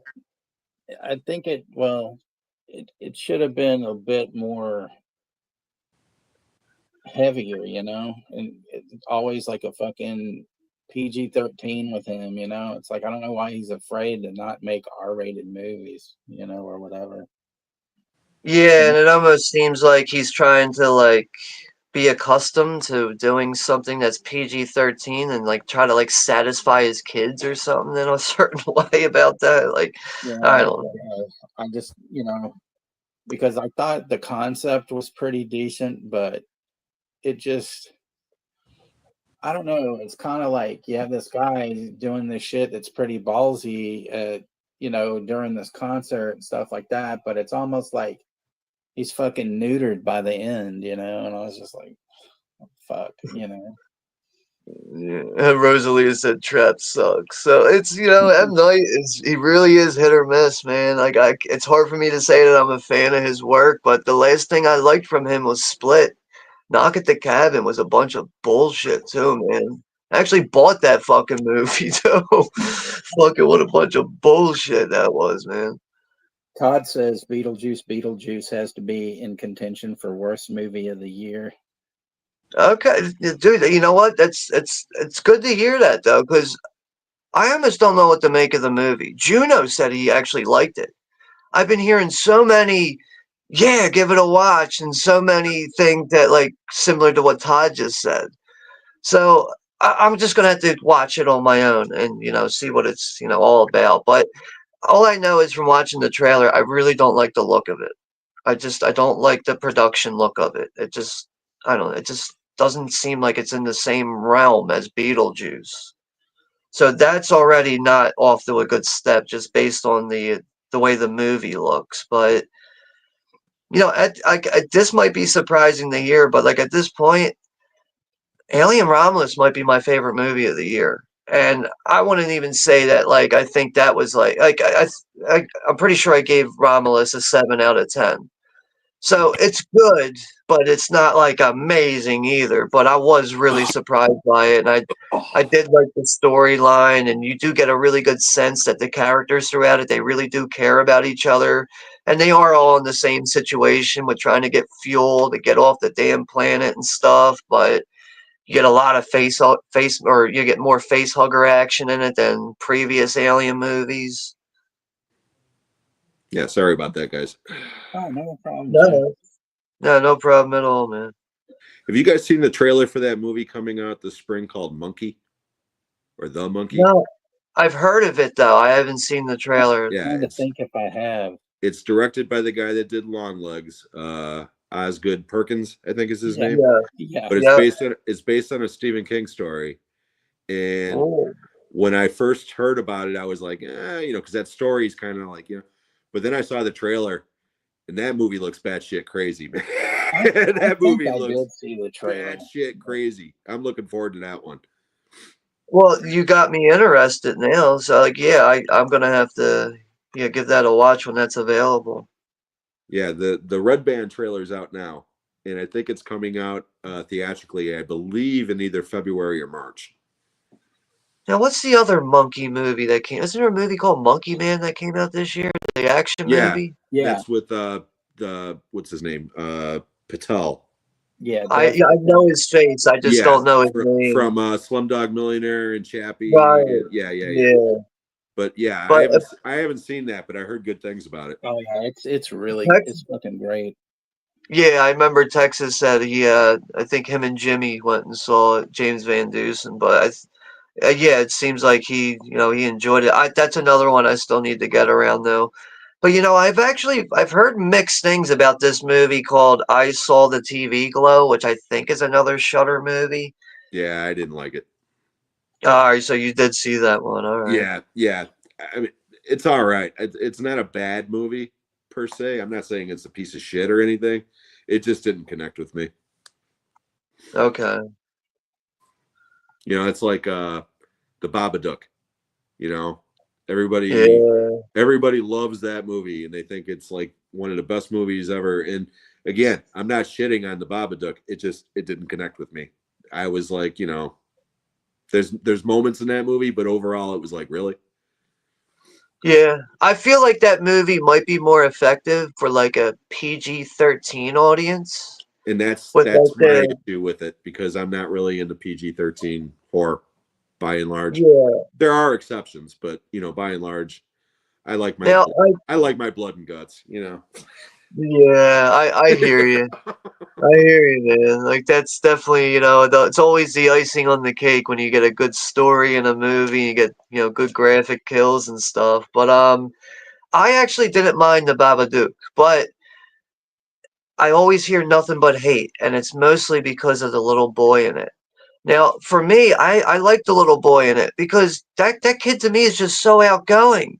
And he don't give a shit if he's being annoying, and he builds that fucking contraption and everything to launch the ball. And it's just like the kid is annoying. I do understand that, but like, I just feel like the performance from that actor, that little boy, did such a good job. Oh yeah. Like I just feel like young actors like that, when they can really be that convincing on screen, it just stands out for me. I'm always amazed by it to see such a young kid to be able to carry a movie like that. Yeah, no, it's like I said, it's a well-made movie. I'm not saying that it's a piece of shit. Didn't connect. It didn't. maybe because it was one of those movies that was really built up before I saw it, and so maybe my expectations were higher than they should have been. But like I said, it didn't connect with me for whatever reason. It sounds like the style of that movie is just not something that's up your alley from hearing you talk. Yeah. I mean, that kid, he's only a second close to Bob from House by the Cemetery. It's just, well, I think Bob's voice is more annoying than his, but his does get a little annoying at some point. You're like, when he's yelling in the backseat of the car, he's like, Bob, Bob, Bob, screaming and yelling.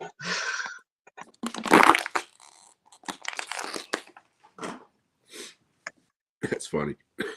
But, like overall though, like just like, looking through the list of movies, I would say I was more surprised with some of these movies that came out this year. Because once the year really got started around January, I was like, yeah, good luck with enjoying anything this year, looking at that fucking pathetic list. But turned out to be a lot better things to watch that were new than I thought was going to be. So that's why even that, like, even though, like, yeah, I started off the year like, yeah, it's probably going to be nothing good to watch this year, I'm still open-minded, even though I feel that way, Yeah, I got to get around to watching newer movies instead of watching the same old shit over and over. Because I find myself watching the same movies over and over just because I like them, Dude, I'm like that too, man. Like, I could be like, I have like 5 new movies. I'm sorry, go ahead. I said I watch The Thing at least once a month, and I've seen that. I've seen that fucking movie, over 100 times, and I'll probably watch it another 100 times. It's just, I love that movie. I hear you, man. It's a very satisfying movie, man. It's something that truly never gets old, and like I could have like 5 or 6 new movies to watch, but I'll be like, nah, let's watch Suspiria for the 89th time. Yeah, let's do that. I'm into that, like something like that. It's just Grizzly. You gotta go for what you're, what you're into. But Jim, are you a fan of The Abyss? James Cameron's The Abyss? Oh yeah. I don't know. Did you pick up the 4K? No, dude. I don't have 4K. Believe it or not. Well, it comes with a Blu-ray. It does come with a Blu-ray. Yeah, that's why I got True Lies. Okay. And I already own Aliens on the box set that I got, but eventually I'm going to get The Abyss. Because dude. I would much rather watch The Abyss than anything that's got Avatar in the fucking name. I mean, but like for the longest time, we only had The Abyss on DVD, and the video quality was like as if somebody took Vaseline and just smeared it over the lens and was like, all right, have fun making clarity out of that. Shit, I had it on VHS, which was even worse. Movie, The Abyss never had an official Blu-ray, so this got a full restoration. Oh yeah. And the 4K scan on the Blu-ray is just immaculate, dude. Just so nice to look at. And like when you get to that final scene with Ed Harris and he sees the fucking the land where that fucking sea creature lives, like you can actually see everything now. You can identify like ultraviolet colors and details and stuff. And like another thing is, like, over the years when we didn't have a Blu-ray, sometimes I would put my DVD in. I'd be like, I want to watch The Abyss. And then I'd be like, I forgot about the video quality sucks on this. And I would shut it off. Yeah. So I was really left with not seeing The Abyss for a long time. But, when I got this 4K, I was, that was a day one buy for me. And, just sitting there, just like I watched the Blu-ray first and then I watched the 4K. I got more satisfaction out of doing it that way. But just it's almost like rediscovering the movie again for the first time because you're seeing so many new details and colors. Oh yeah. I mean, that's the way I am with certain Blu-rays. I mean, an example would be Apocalypto. Okay. Yeah. The Mel Gibson movie. I saw that movie theatrically. Okay. And loved it. I mean, fucking blew me away. And then it came out on DVD and I had it on DVD and it was great. And then I got the Blu-ray. And it's like, holy shit, man, it didn't look this good on the theater screen. I mean, you could see leaves from trees, 25, 30 yards back. And it was like, that blew my mind, And Yeah. people are like, well, imagine if it was 4K, you know, why don't you upgrade to 4K? And it's like, well, because I've already done this so many fucking times in my life with the VHS and the DVDs and the Blu-rays. I'm going to go out and get 4K. They'll come out with 8K Yeah. or something, you know, not to mention the fact I don't want to fucking start all over again. You know, I mean, it's like, so once they stop making Blu-rays, then I'm done. I'll just keep buying old titles, you know. But I do own certain 4Ks because, like you said, you know, I mean, I own True Lies because I wanted the Blu-ray, but the only way you can get the Blu-ray is to get it with the 4K. Right. So it's like, if anybody wants a 4K of True Lies, the disc only, let me know. You know, ship it out to you. You know? But not like, dude, I can really relate to that. Like, you know, and like I'm still not even fully sold on the 4K format. Like I'm really pleased with just having, you know, an HD print with no print damage and, you know, just leave the grain field alone. Don't fuck with that with the DNR. And, you know, but there is some 4Ks where I'm like, wow, you know, this obviously stands out. But I'm still not sold fully on the 4K format, and it's so annoying that you know, I gotta buy these movies again, and it is annoying as shit. But like, I mean, sometimes you do get lucky with finding some of these 4Ks at a later time for like $9.99 or less, you know. And I'm not someone that's like, oh, it doesn't have a slipcover, I'm not buying it. Like at the end of the day, it's all about what's on that disc. You know, if what features are on there and how well the transfer looks. That's always my main concern. Yeah, I got the 4K Blu-ray of Train to Busan at Walmart for like $9.99 last year, just sitting in the fucking bin, and I was like, I jumped on that shit. You know, I mean, because again, I hadn't owned the movie yet, and it looks great on Blu-ray. I'm sure it looks even better on 4K. You know, but fucking $9.99, it was like hell yeah. You know. But yeah, that's like a what's Black pissing Friday me off is when you got these companies like Scream Factory, who I have been championing for years because I love Scream Factory, but now that's all they fucking do is re-release their shit that they've already had out for years on 4K, and it's like, why? See, unfortunately, with Scream Factory, the original guys that were running it, they sold it. Yeah, and I the know. people that bought it, they don't understand how it's gone to that shit. process works. Yep. So all they do is they just do the bare minimum. You notice how there's no new artwork on the 4K slipcovers. Yep. Because they don't want to dish out the money. And they made it clear. They also made it clear that if there's ever an error on the disc, tough shit. There's no disc replacement program. Like, oh, okay. Well, that just hearing that right there will always tell me that I'm going to look for the import first before I buy from you guys. Yeah. Just because, oh, we got to settle for fucking errors just because you guys don't want to fix your problems? You got balls to say that to people after they're spending money on your shit. Well, not to mention that when their license runs out, fucking Kino has been re-releasing their shit now. Because Leviathan was originally a Scream Factory movie, and it was out of print. And I almost paid like $50 for that fucker, and then Kino ended up doing it, and I bought it on one of their sales for like $10. Yeah, I believe I do have the Leviathan Scream Factory Blu-ray, but yeah, I did see that it was getting re-released with the original artwork on the slipcover, and it was kind of annoying when I saw it because I was like, I don't want to buy Leviathan again, but it's like, damn, dude, like, I'm sure Kino's doing it better though, you know. Texas Chainsaw Massacre 2 was the other one a couple of years ago because Shout Factory had that one. And then it went out of print forever, and people were paying astronomical prices for it. And then Vinegar Syndrome or whoever had their special release a couple of years ago. And suddenly those Scream Factory prices dropped down to nothing. And I mean, I ended up picking up my Blu-ray for like $7 on eBay. Wow. You know, I remember that thing. I remember at one point, like I just like was, you know, just looking at comparing prices, and I was like, let's look at Amazon for the, you know, TCM2 Scream Factory Blu-ray. $249 it was going for. I was like, fuck that, dude. But at that time, for me, I also had the MGM Blu-ray already, so I was like, do I really need that Scream Factory Blu-ray? Not really. This is before it was considered to be out of print and going for that money. But then once Vinegar Syndrome released the info of the 4K and the Blu-ray, I was like, that's the one I should probably go for now. Right. Since that's going to be affordable and it does come with a nice slide box and, packed with features. Yeah, and because I'm not like it, I mean, I like that movie, but I'm not a huge fan of it. And when I saw the price of that Scream Factory one, I was like, fucking sold, man. I mean, $7, hell yeah.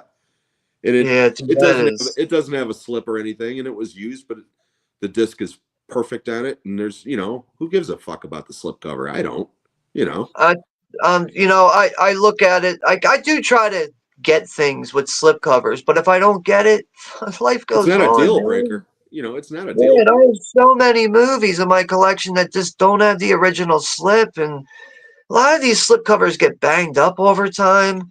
And I know some people. I've seen collectors on here.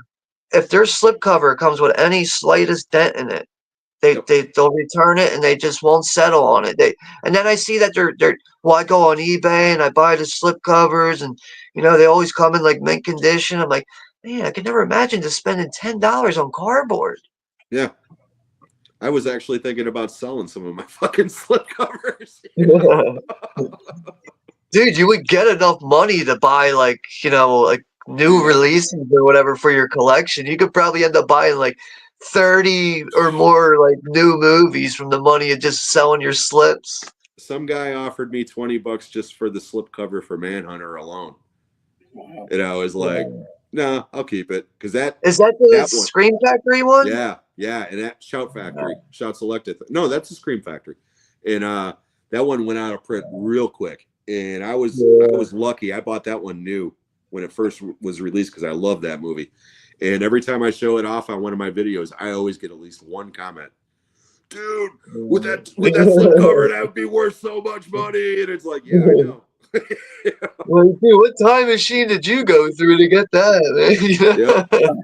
Yep. But that is another Blu-ray I remember picking up, and then it was like a couple weeks later it went out of print. But I don't have the slip for it. But I was like, oh, at least I was able to get that before it went out of print. Yeah. So I was going to say one movie that I saw lately that I actually thought was really good was the new Kevin Smith movie, called the 4:30 movie. Yeah, I want to see that. Yeah. Really well done. Yeah, I heard that one's really good. It still doesn't beat Snack Shack, but it's really good. I highly recommend Snack Shack. You're the one who brought that to my attention with the Kevin Smith movie. So yeah, that's something that's been on my radar to get around to watching. Yeah, I love Kevin Smith, especially his oldest stuff. Clerks was just. Oh my god! I worked in a shitty video store when that movie came out, and I wanted to fucking be Randall so much, man. I just wanted to be Randall so much. Happy scrappy hero pup. Go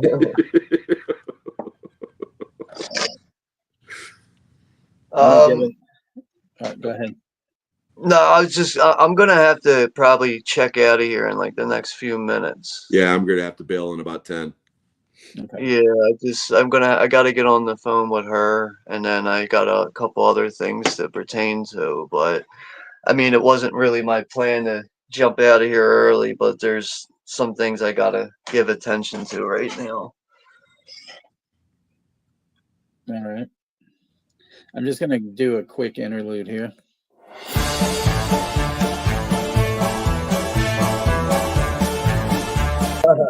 I don't fucking like football. I don't fucking like football. I don't fucking like football. I don't fucking like football. I don't fucking like football.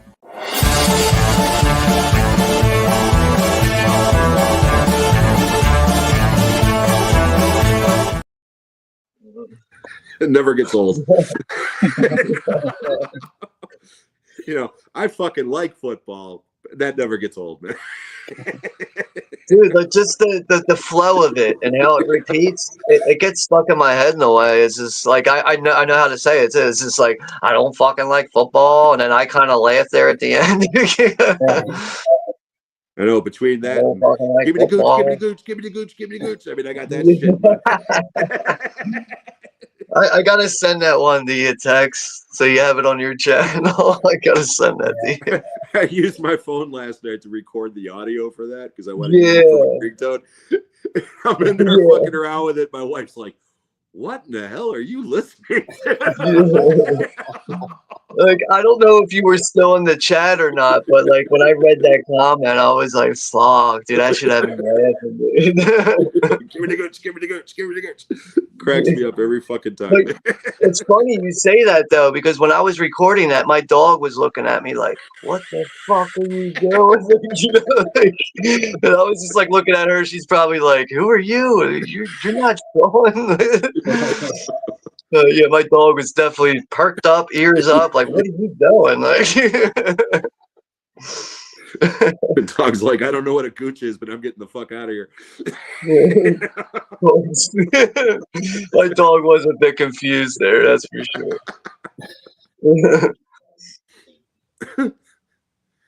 Yeah, when you said that Juno was in a previous engagement, I figured maybe he was trying to sell his idea for a sequel to The Mist, where he's trapped inside of his shitty Walmart and he decides to go out to the creatures. Shit, man, I can see that working. In a way, like that supermarket almost does look like a shitty Walmart, I guess. Yeah. People are trying to close up the doors and he's like, fuck off, let me out, let me out. Yeah. I can see Juno fucking putting the religious lady in a sleeper hold. Just giving her a fucking roundhouse kick to the face. Yeah, right. Man, that is so satisfying when that guy, what's his name again? Like Opie in the movie shoots her in Ollie. the head. Ollie. Ollie, that's his name. Yeah, he shoots her in the head. It's like, yes, she's fucking dead. I don't have to hear that shit no more. I just love after he does it and Thomas Jane's like, thank you, Ollie. I shot her. I know. I said thank you, Ollie. Yeah, I also love too when like they find out that they have a gun and they're like, "Does anybody here know how to shoot it?" And apparently he's this like gun shooting champion and stuff. Like he's like starts talking about the bullets he's loading up. They're like, "I didn't know you know how to do all this." He's like, "Yeah." That fucking guy was the MVP of that movie, man. I love that guy. Yeah, right. Yeah, he's like in shock after he shoots her. I don't know if you guys remember, man, but they actually released that fucking movie on Thanksgiving Day. And me and my mom went and saw it before dinner. Try eating after watching that fucking movie, man. The ending of that movie, and then the gut punch ending, yes, and then go, okay, let's go to fucking wherever and eat dinner now. I mean, oh yeah, that was not a good Thanksgiving. Yeah, like I'm trying to picture myself in that situation, and I think it would just be a very quiet dinner. I wouldn't have We anything just to sat say. there picking at our fucking food, man. It was just like, oh god, I don't want to eat after that. And it wasn't because we were grossed out. It was just that gut punch of an ending. Yeah. Just Your emotions are after that moment. Your emotions are like hung out on a clothesline, and you just don't know how to act. But yeah, that fucking movie was released on Thanksgiving. I still cannot to this day understand the brains behind that. Yeah. I remember when it came out. I didn't see it right away. I think it was like a year later, and then that's when I saw it. And the whole movie's great, but then like you get to that unpredictable last moment there, and it's like, wow. And then oh no, everything's fine, and you fucking killed all these people. Oh my god. Yep. Everybody says, like the ending of Seven is like the darkest ending ever, and fucking Frank Darabont's like, hold my beer. Yeah. Hold my Stephen King novel. I'll be right back. Well, that's what shocked me because I read that story when I was a kid. I mean, that's one of my favorite Stephen King stories. So I did not see that ending coming because he changed it. And so for 90% of the movie, I'm like, knowing what's going on, what's going to happen. And then that fucking ending, man, I was just like, holy shit. I mean, yeah, I love that movie. I mean, as far as Stephen King adaptations go, that The Mist is really one that stands out just based on that final Yeah, situation in it. And you know, I think some of the creature effects aren't the best, but they're still good enough, man. And yeah, like that's another thing that really adds to it. Like especially when they all, they gang up and they realize they have to go over to the pharmacy and everything, and that yeah. whole situation. Like, You know, the Blu-ray released that on two versions. In color and in black and white. And if you watch it in black and white, it's a better movie. And yeah, the I heard that and on and the, the and the creatures don't look as wonky. It actually, I think it's a better movie in black and white. where the hell is that? But yeah, I do have the Blu-ray, but I think I bought this last year, the 4K that comes with Yeah, this slide case on here, and then you yeah. take that off, and it's Oh, that. nice. So like I know this was like a Best Buy exclusive, but it doesn't matter. It seems like everything that was released at Best Buy in the past is all being re-released at like Walmart or Amazon now. But yeah, that's definitely a movie that I feel was appropriate for the black and white. Hmm. It's like even Mad Max Fury Road with the chrome black and chrome Yeah, edition. Like I thought that was really cool to yeah. That was see cool in too. black and white too. But I do like that. Like even Parasite, I think the Criterion release comes with a black and white version of it. I need But to watch it, but yeah, it does. Yeah. yeah, but like I like that more movies are just having that option to be able to see the movie differently.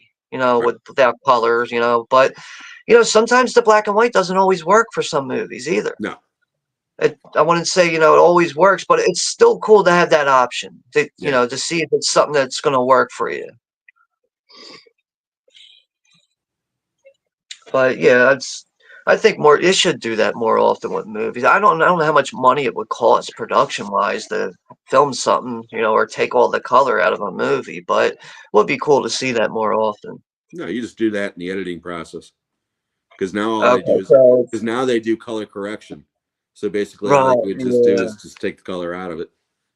Uh, yeah. Guillermo del Toro did that with Nightmare Alley. He released I two still, versions of it.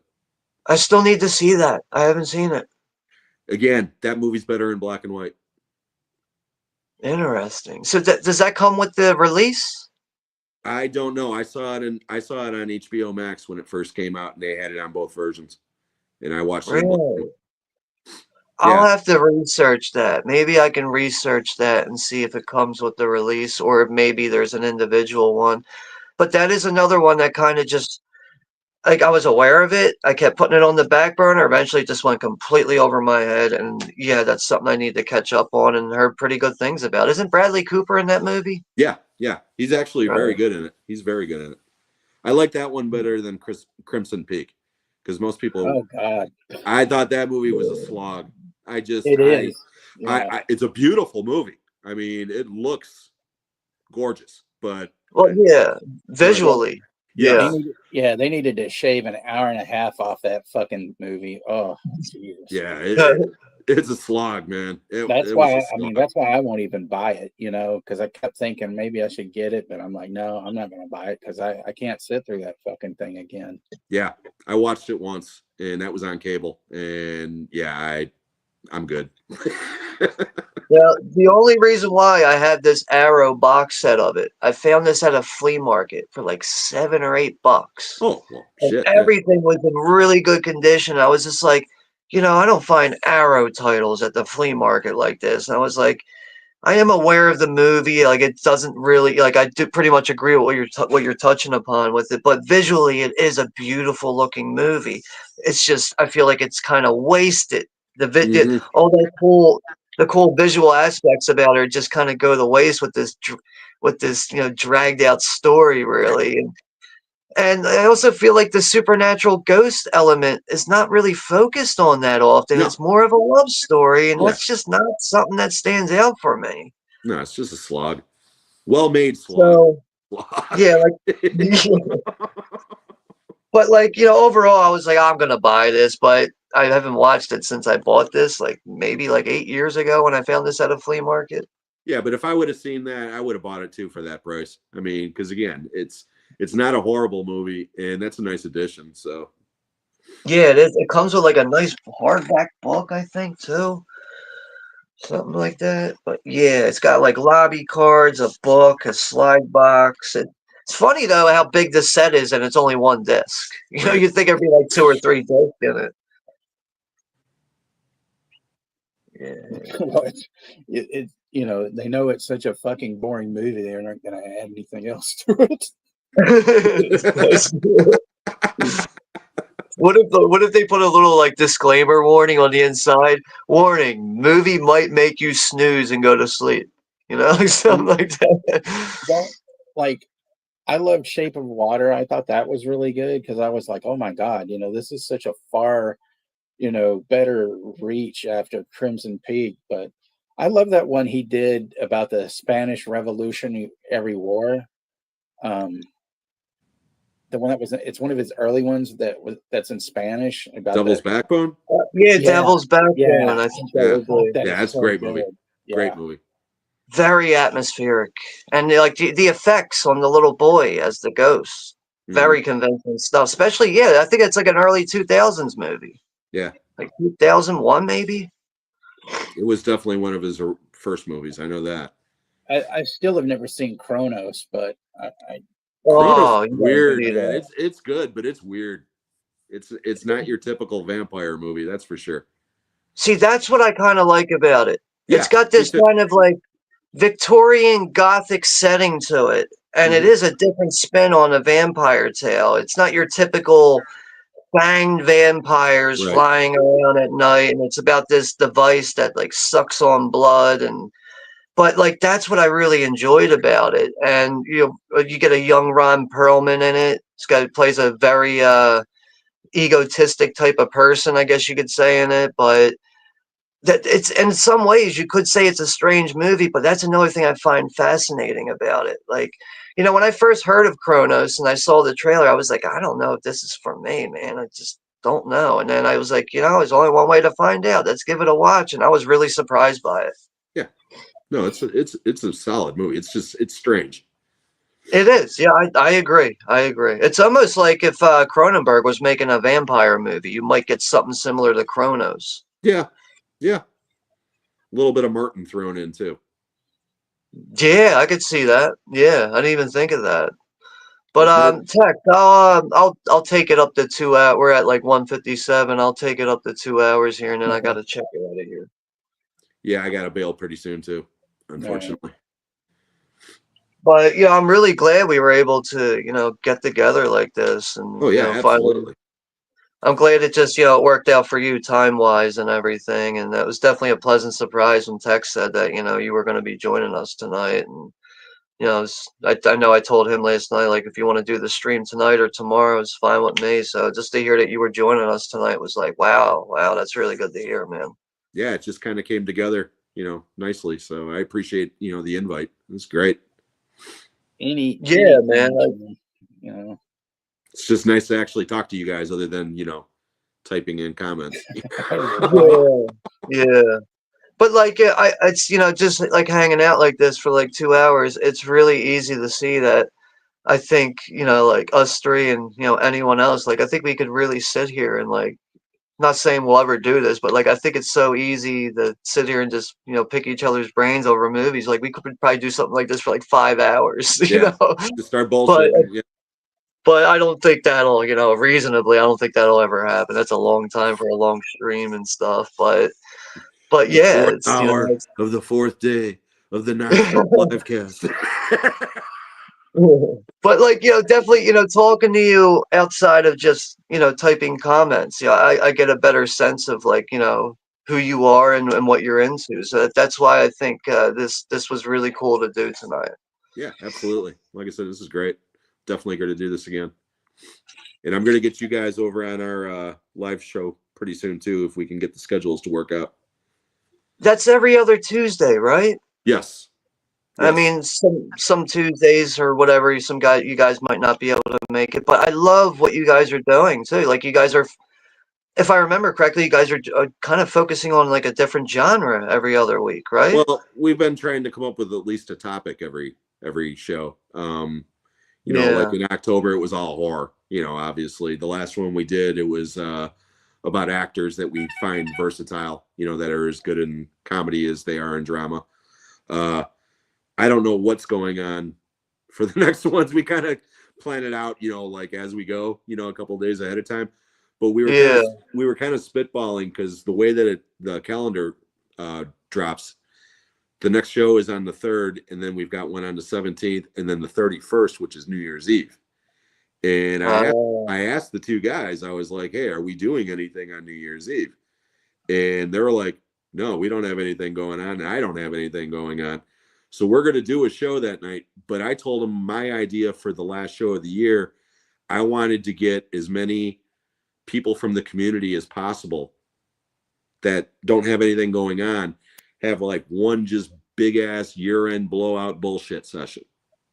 So if that's something that you guys might be interested in participating in, let me know. And we'll work Now, that in. what day is New Year's Eve again? You said It's Tuesday? a Tuesday, yeah. And our shows are always from 6 to 8 Central Time, so 7 to 9 your guys' time. You're in Philadelphia, right, Sean? Yeah, Yeah. I'm on the Eastern. Yeah, Eastern Kenny is in Philadelphia.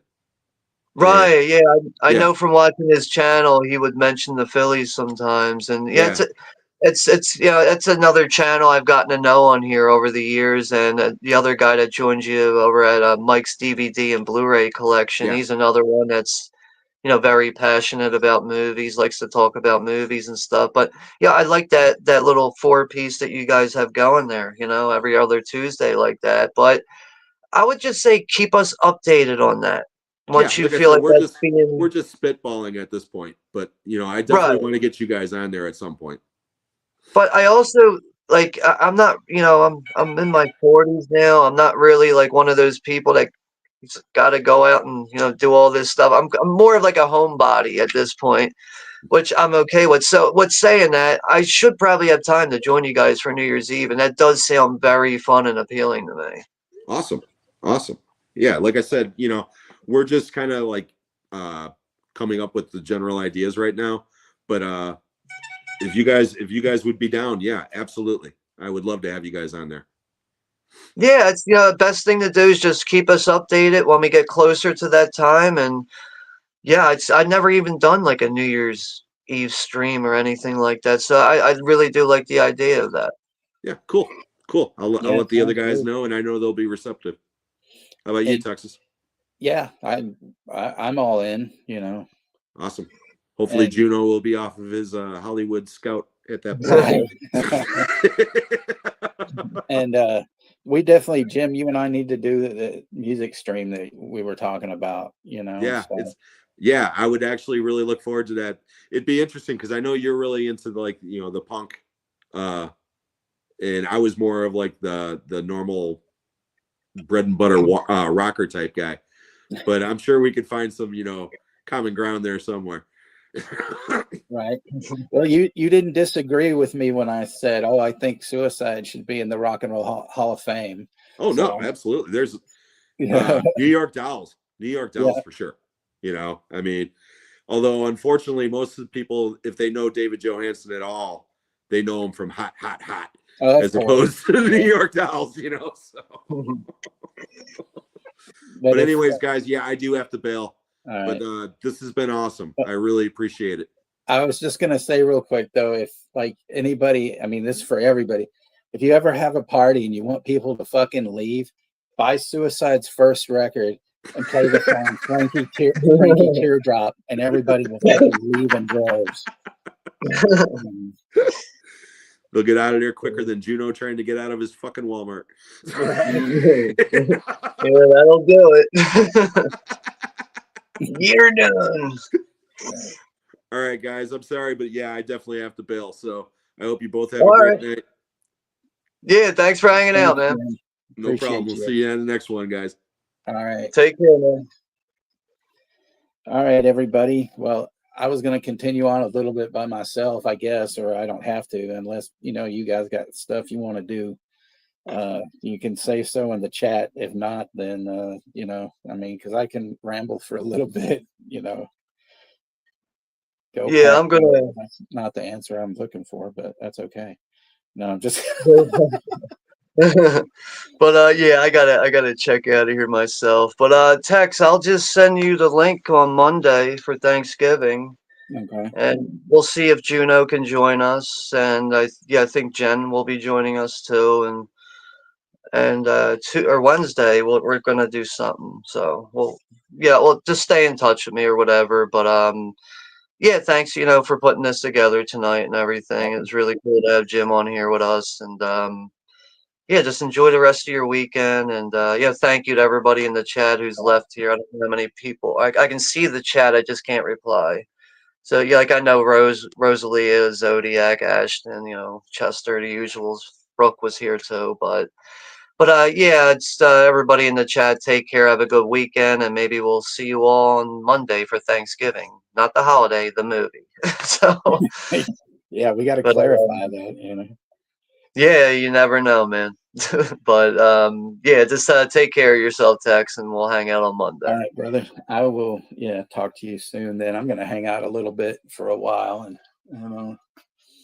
All right. just hang. I mean, I think you can handle it. Like I don't like being on the panel by myself. I don't like it, but I know at this point I've done it so many times that I can handle it. But I think you've done it before, so it's not that big of a deal. But yeah, thanks again, and just take care of yourself. All right. See you soon. All right, later. Later. Okay. Well, that was eventful. No, it was good. It was fun. So I'll give you guys I mean, we could talk about whatever. I'll let you guys, ask me some questions if you want. But if it's something ridiculous, I'm not going to answer anything that's ridiculous or what I deem ridiculous or whatever. But you guys, I think, know me a bit better than most, and so But this is your opportunity if you ever wanted to ask me something. But if I say it's far too goofy, though, you're out of here. No, I'm just kidding. So anyway, but yeah, I just thought I'd hang for a little bit, longer and whatnot, make a fool of myself like I always do anyway, and whatnot. So I can see the questions are coming in droves. Hey, do I like football? Well, let me tell you, no, not exactly. Gooch or queefs? I don't know about that.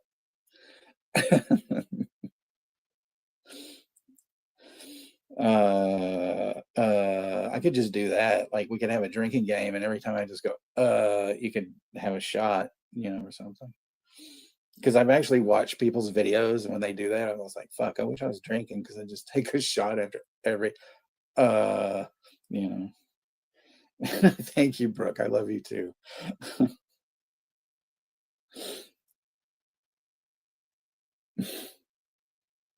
See, I'll just be giggling now. Shit, it's fine, Ashton. At least I don't have to go to a corner because as you can see, I'm kind of in a corner. Anyway. Womp, womp, womp. See, there you go.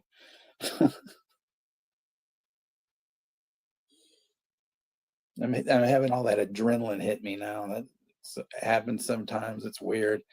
My head starts to feel like I got a vice on it, but it's just like this fucked up head rush and shit. And like one time Moonbeam, she goes, you're laughing an awful lot. And I said, well, my fucking adrenaline is off the charts and I don't want to go too crazy. And she's sorry she couldn't be here tonight. She doing some school stuff and working on some other stuff. So she's, but she said for me to tell you guys hello and everything. So.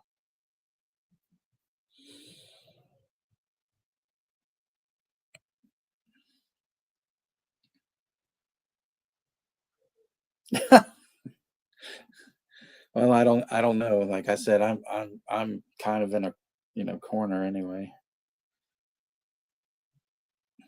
Nah,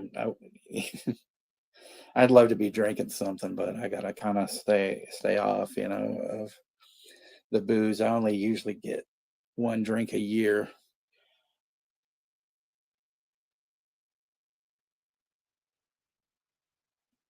Oh, thank you, Chester. That's fine.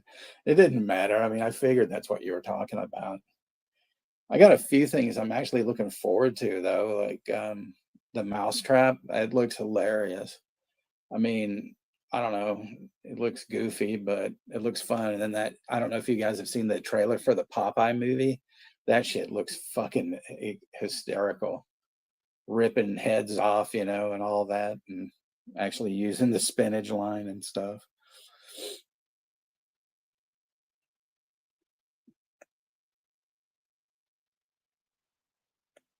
But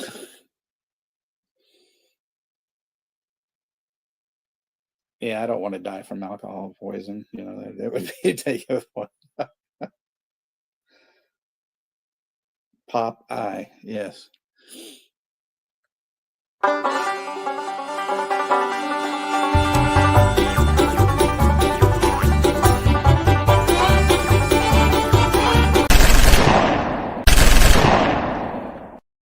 Say hello to my little friend. Say hello to my little friend.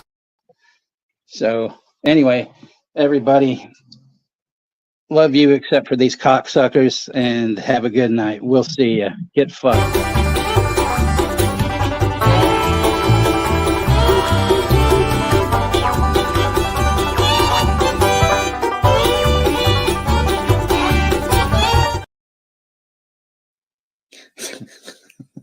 Yeah, I just kind of had to throw that in there. There's maybe some, lurkers and whatnot. Yeah, I Wolfman looks really fucking good too, and whatnot. So yeah, there's a few things that are coming out that look really good. And then there's a few things that I haven't seen that I wanted to see, like Leroy, Texas, which just finally came up on MGM Plus. So I'm gonna check that out. There was that movie not too long ago with Richard Brake about the restaurant that, I guess he and this guy rob a bank. They go to this restaurant. I can't remember the fucking name of it. It was really good though. And it's just this really kind of fucked up deal when they realize that these guys are the bank robbers. And so all the customers are trying, to get, put their wits together to like get the money from them and shit like that. And oh man, it's almost kind of like that fucked up scene in Boogie Nights in the donut shop, it's where that robbery goes wrong, and stuff.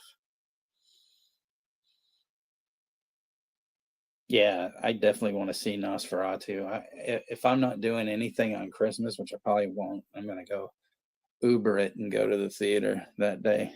Stuff.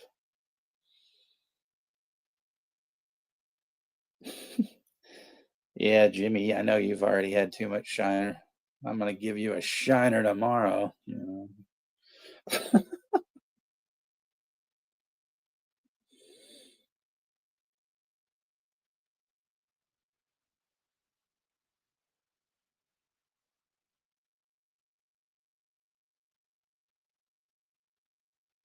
Yeah, I'll watch that documentary on Raven. I mean, I like to watch, those kind of documentaries and stuff.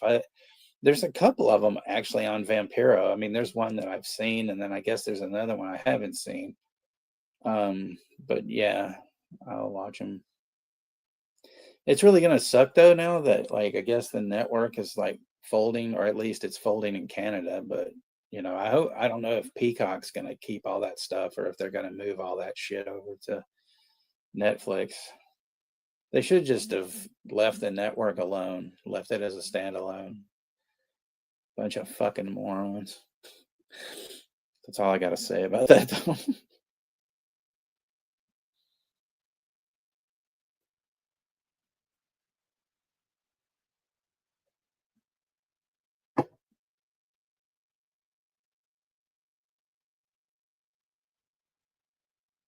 Yeah, see that they fucked it up when they put it on the cock anyway, because they had it, it was so much laid out better on the regular network, and you could find things easier and all that. But they are censoring themselves with a lot of shit anyway, so it's bunk as it is.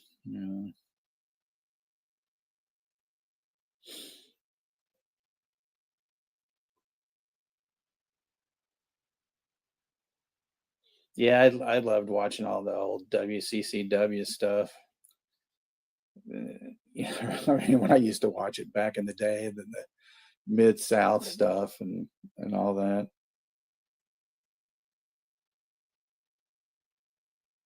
Hi, I'm Gino Hernandez, and I'm dead. There we go.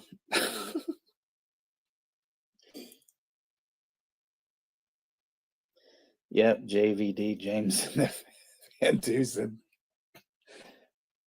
Who's better than Canyon? JVD.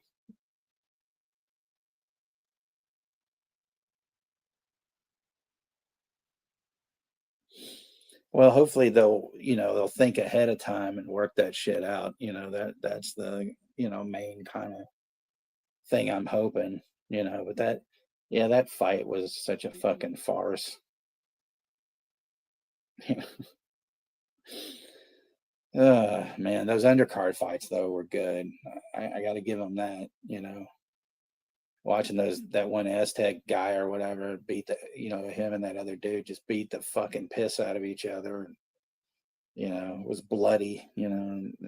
That's the way it should be.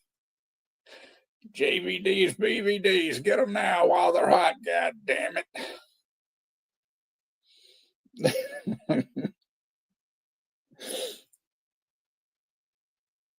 Hey, Chris, how's it going?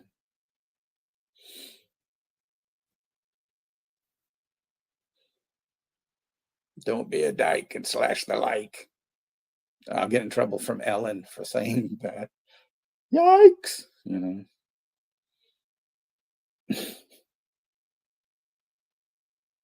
Oh, that's good. Yeah, I know how menacing your job can be, because I used to work all that public service stuff back in the day. Do you have the new Morrissey record? No, because he just released one two months ago. No, but I swear there's a new one that just came out. That was 2 months ago. Are you sure? Well, I do work at a record store. I would think I would know.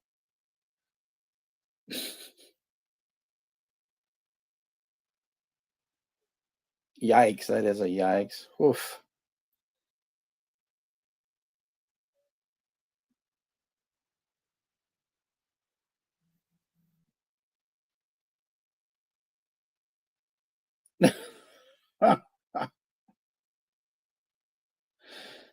Well, that's interesting.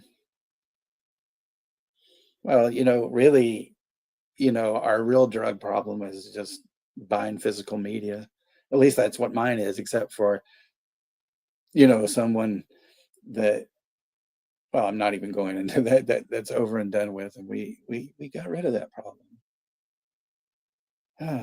Well, after tonight, they'll never be in here again. That's all I'll say. And thank you again for that, Zodiac.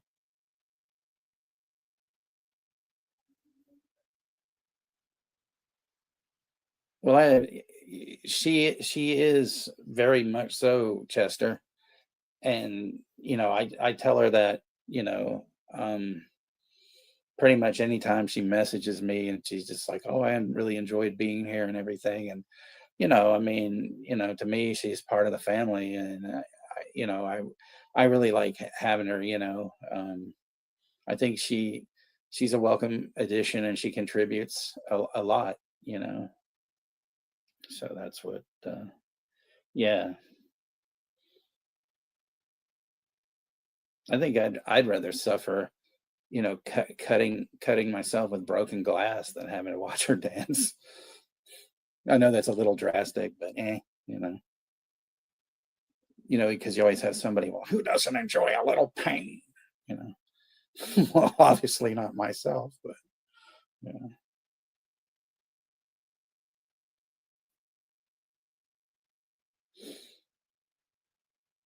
Well, I mean, like,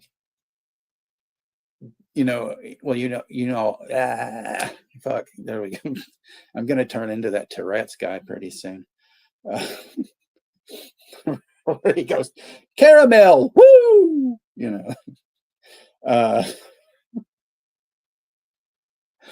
Well, no, what I was going to say was like, the one person, who's near and dear to my heart, and there's not around her anymore, but there is a negative thing, because I won't call them a person. But I told Sean one night, I said, all I need is a hacksaw and a fucking change of clothes. And that's all I'm going to say about that.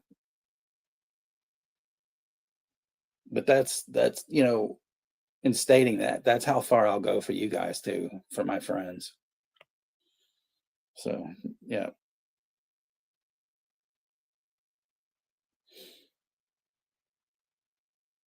I think they should make like a Halloween movie called like Halloween Sins.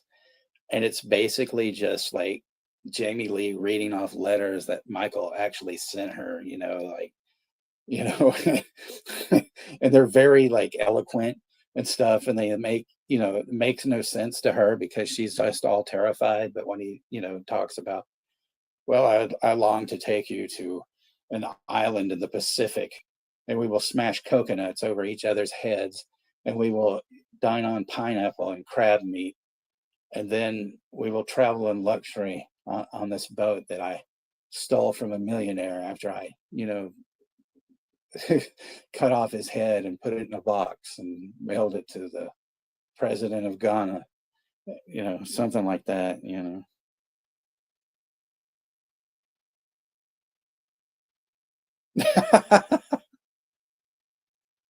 Yeah, well, I mean, she well, she doesn't, she's just like narrating it. You don't have to like see her or anything,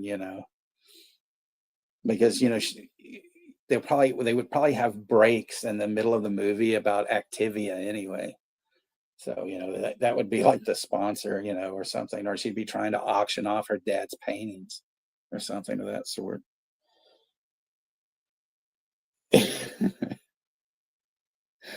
Don't do the lime if you can't. Yeah, there we go.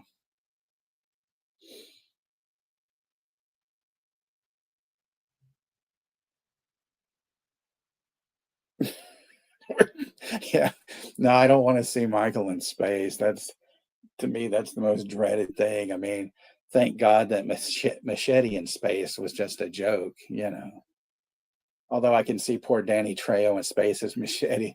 Machete don't get his enchiladas anymore. Machete miss tacos. Stuff. While he's hacking up a bunch of fucking aliens, or a bunch of Panamanian drug dealers that stowed away on the ship, and then they're on whatever fucked up planet they arrive at or something. Nickelodeon.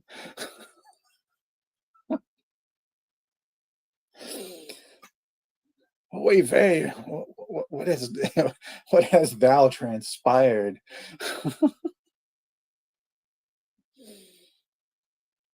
No, they did it. Well, they did a trailer for a Machete in space, but they didn't. Thank God they didn't really make it. Michael goes to Space Mountain. Now that would be hilarious. Not the Ric Flair Space Mountain, but the actual like Space Mountain. And then they could rehire Kiss to do Rip Rip and Destroy like they did in Kiss Meets the Phantom,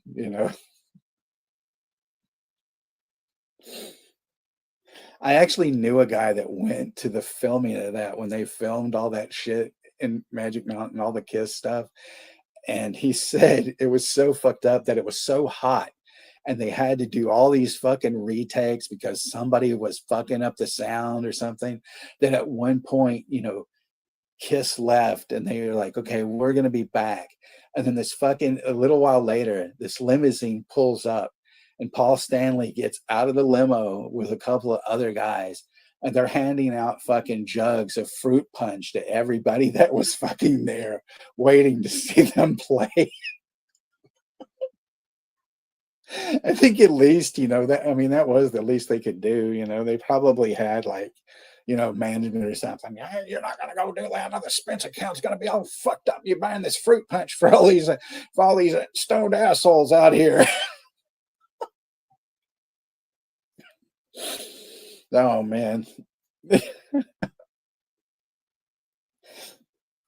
And then I can just see Paul Stanley when he gets out of the limo and shit. He's like, I want to know how many of you motherfuckers out here want to have some fruit punch.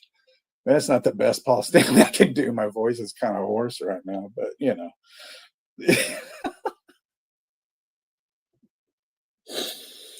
Oh man, that's still pretty funny though.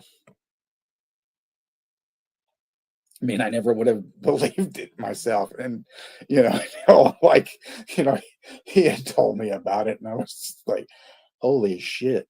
And this was a guy that actually skipped school, fucking took a bus from California to fucking New York so he could see Kiss at Madison Square Garden.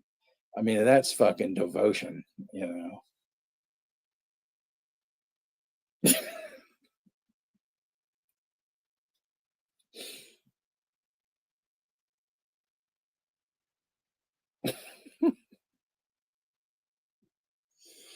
I want to see a movie where Chester just like totally stands in front of Michael and just yells at him, and then he's too timid to kill Chester because he's overwhelmed because Chester's so fucking cool and he's just like, you can't do it, can you? Fuck you,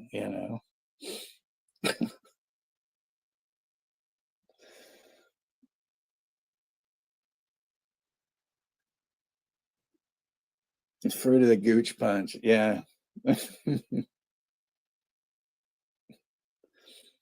But Todd, thank you, man, for coming out tonight. It's always a pleasure, and thank you for all the kind comments that you give me on the watch alongs and things like that. And so everybody on Thanksgiving Eve, hopefully you'll be around because I'm still not going to tell what the movie is, but it's the Thanksgiving Eve mystery meet mayhem. That's what I'm going to call it.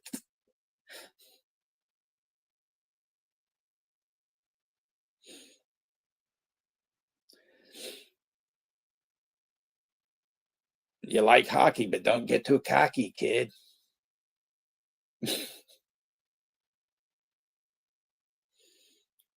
Hickey fan, yeah. Hickey is cool. They were a really good band, actually.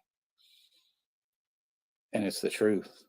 See, that's the best thing about like certain words or certain phrases or anything anybody comes up with, because I can usually, with all the, insipid musical knowledge I have, I can always come up with like, oh yeah, well, this band, blah, blah, blah. It's kind of like having that 7 degrees of fucking Kevin Bacon or whatever the fuck they call it, like in my head about musical bands and songs and shit. So, it works,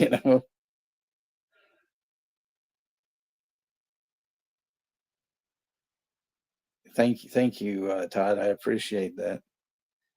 Hickey Mousetrap. Now, Maddie probably would have written a song like that.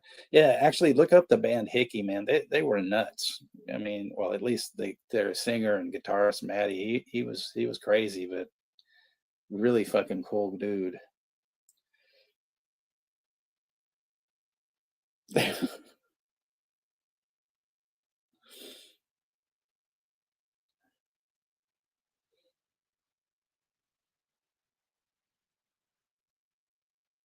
Yeah, Liv is,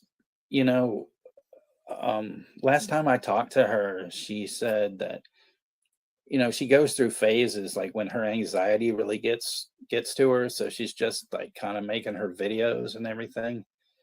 But I'm going to try and drag her out here and, get her to come back for a while and stuff. Yeah, Liv is awesome.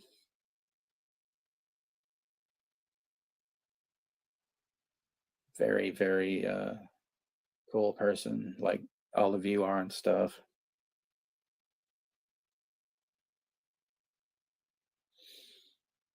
And it's one of the things too that I've been waiting to have this music stream with Jim, because it's like there's so much like I want to talk about, but then Sean doesn't talk much about music. I mean, he does sometimes if things come up, but I'm like, fuck, I want to have a music stream where I can talk about all this stuff that I've been needing to get out for years, and stuff like that. It's kind of like, when people say write a book, shit, I don't need to write a book. I can just fucking tell all you guys here, and it's recorded, so there it is.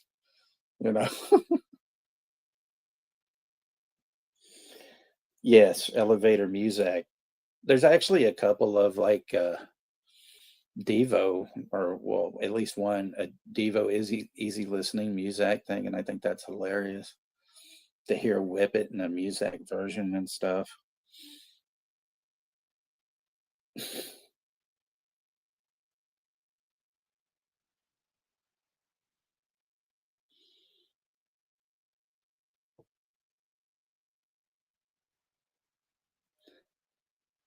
Well, I don't know. I'm thinking about, taking off, but somebody asked me something, some whatever. Y'all are just letting me, babble, and it's like it's fun and all, but it's kind of like, I want to, Yes, I definitely have heard Shatner sing, and sometimes there's some interesting things, and then other times I'm just like, wow, I don't know why or how you attempted that, but he's always over the top, but I do love his version of Mr. Tambourine Man, just at the very end when he has that total freak out, and then his Lucy in the Sky with Diamonds is pretty funny. Yeah, he did a record with like Ben Folds, and that was actually kind of cool. He wasn't so totally over the top, but yeah, and his stuff is really hilarious. I mean, even the stuff that Leonard Nimoy did is kind of nuts. I mean, there were these Rhino Records compilations called Golden Throats, where they had like William Shatner, Leonard Nimoy, I think Jim Neighbors, I know Mae West was on there. They had all these like fucking bizarre songs by these celebrities, and you just like, some of them you're like, oh my God, I'm gonna have to fucking have an acid bath after this or whatever. And then some others are like, wow, that's not like what I expected. That's pretty good.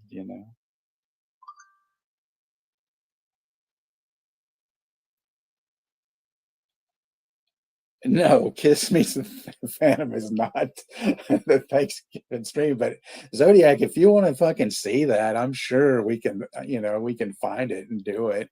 I mean, I haven't watched it in years. There's actually, which was weird, when that movie came out, they released it into theaters in the UK.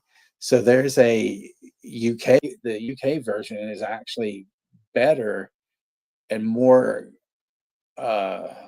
cohesive. It's not so like, it's not a mess like the original version here in America was. It actually has some substance to it, and it's not so bad. I was really surprised.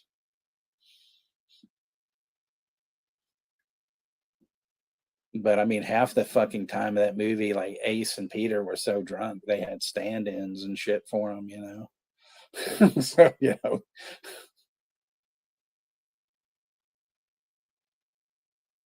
oh man, it's worth at least like one watch in your life. But yeah, I mean, I actually remember like when it came out on TV and everything, and all these like fucking girls that hated me in school are calling me up, are you watching the Kiss movie?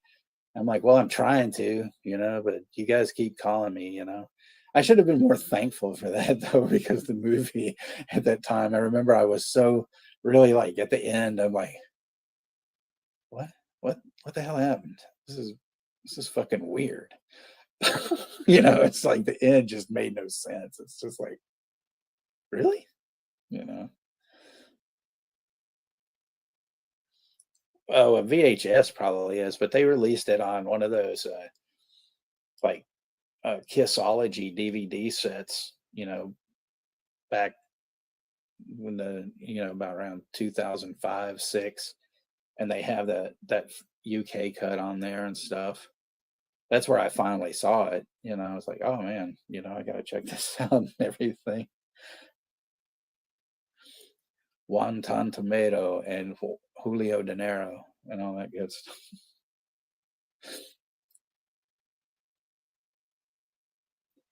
What 70s shows did I like? Well, I loved The Courtship of Eddie's Father. Anything with Bill Bixby. I mean, I liked the Hulk, kind of. I didn't watch that all the time, but I mean, I loved Courtship of Eddie's Father with him in it. He had a short-lived show called The Magician, which was really fucking good. And then, of course, it got canceled, like most really good shows never get off the ground.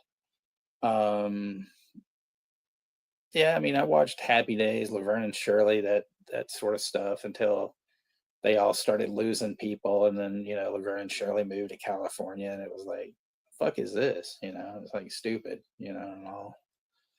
But I'm trying to think what else. I love the show Soap. I thought that was really good. One show that like I shouldn't have been watching because people thought that, it was too mature for,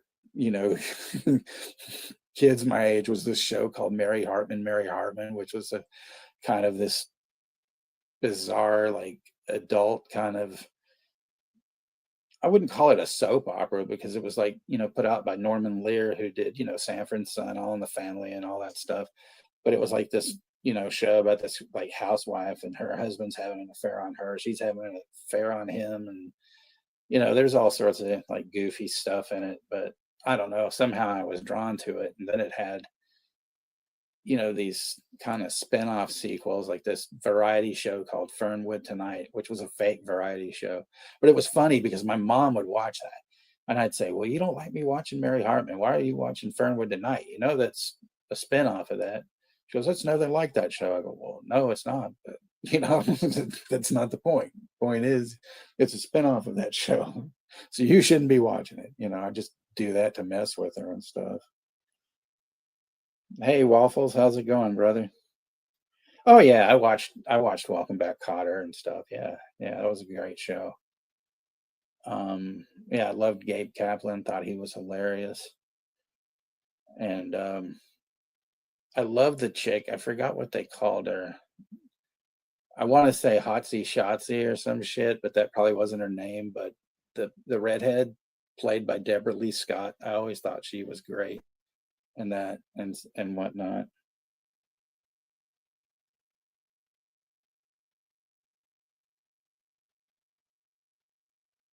Yeah, Hans Zimmer is a good composer. He's not a decomposer, but he's good, Yes, Ennio Morricone was a great composer. I mean, especially with those fucking spaghetti westerns that he did and stuff. You should watch some of those, Chester, like Good and the Bad and the Ugly and Magnificent Seven, the real Magnificent Seven, though, not the remake or whatever.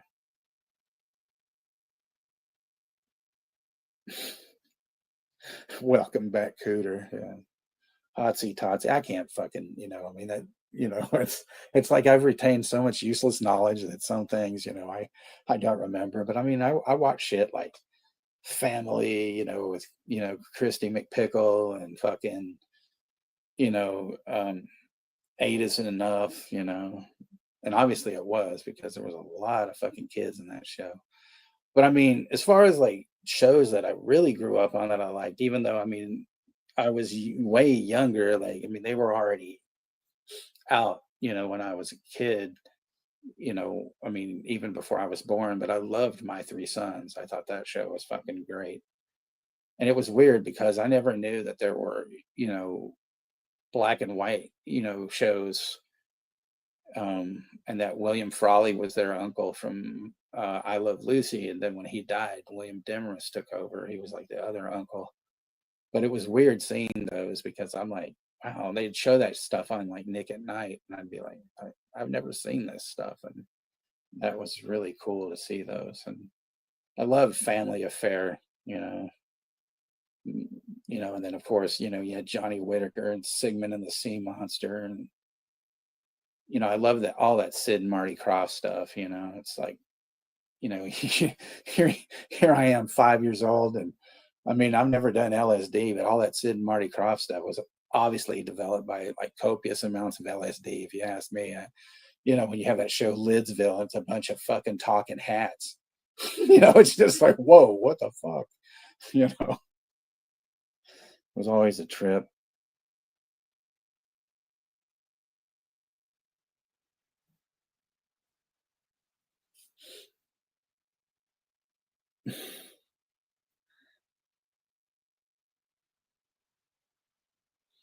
There's Chester again, always talking about Juan Carpentier, and stuff.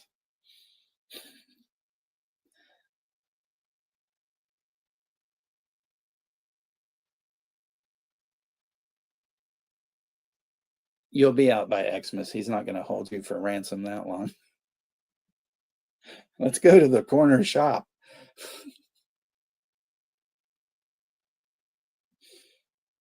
Rosalie, do you remember Corner Shop, the band? Do you remember those guys?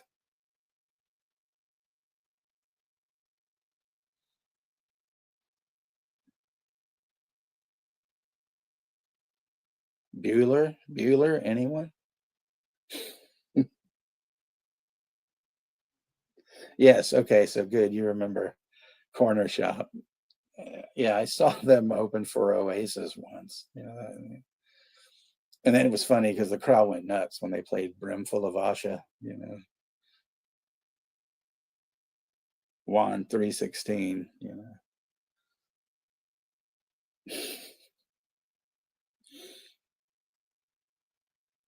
Why? Yeah, Juan 316 means I just stole your enchilada plate. Did you know that Cena? Well, Rosie knows that Cena actually means dinner, so his name is John Dinner. So there you go, John Dinner.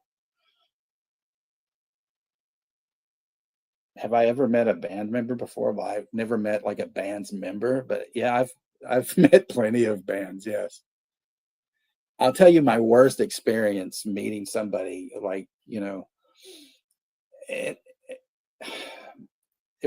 I told you that you guys all the Marilyn Manson story and all that, but the other, and that wasn't a bad experience, but I'd say the worst band experience that I had was meeting Supergrass, because I had I really loved the song Richard 3. And so after the show, they we got kind of escorted to this private bar in this club. And all of them were there. The guy was, all the guys were really cool. But when I got to talk to Gaz, I said, hey, I just really wanted to tell you that I love Richard 3, but I never quite understood the lyrics exactly, So I asked him, I said, what is that song about? What is it exactly about? And he just goes, well, one day I was just like sitting around in my room and I was trying to come up with a Stooges riff. And so then I'm waiting for him to say something else. And I said, well, but I mean, what is it? What is it about? I was just trying to come up with a Stooges riff. And I'm like, oh, okay. And I'm like, kind of like, thanks for that. I mean, I was so totally let down. I mean, I don't know if I was expecting it to be some kind of fucking, amazing, like, oh, well, the song is about blah, blah, blah, and this and that. Really? Oh, shit, or something like that. But yeah, I was really kind of just bummed because it was just like, it just fell really flat. And I was like, wow, thanks. I'm going to go home and, take a bunch of pills and no, just knock on that stuff. But I mean, it was just like, yeah,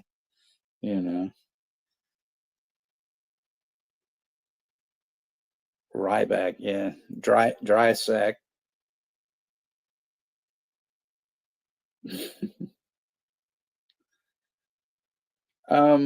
Yeah, I like the Blair Witch for, what it is, I mean, there's far more worse movies out there, so, but I mean, yeah, I mean, the best thing, about that was that, MTV had spoiled that whole fucking thing for me way before the movie had even come out, because they had some kind of deal where they were talking to two people about, movie sites on the internet. And this was before, the internet was this really big deal.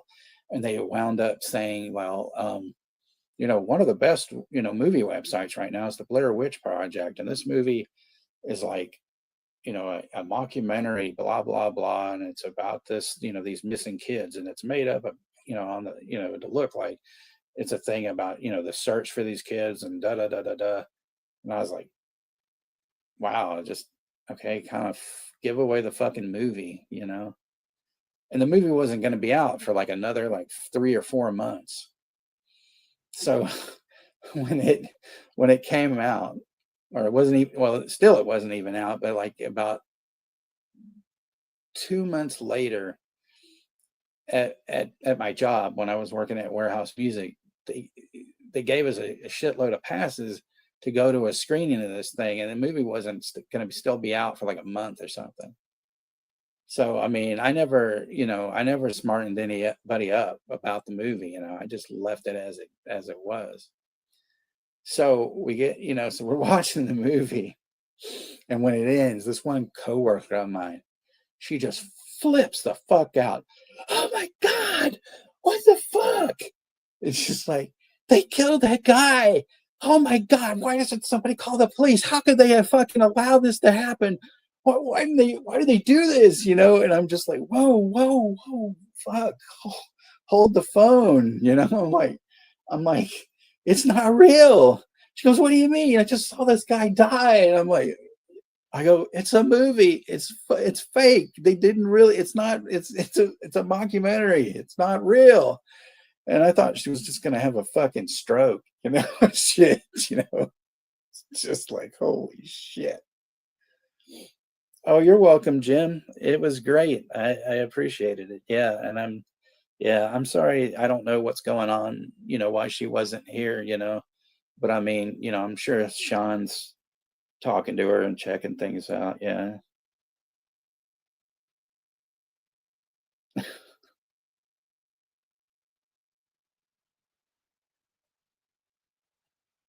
So yeah, but no, it's very enjoyable, and just hanging out with all of you. It's been great and stuff.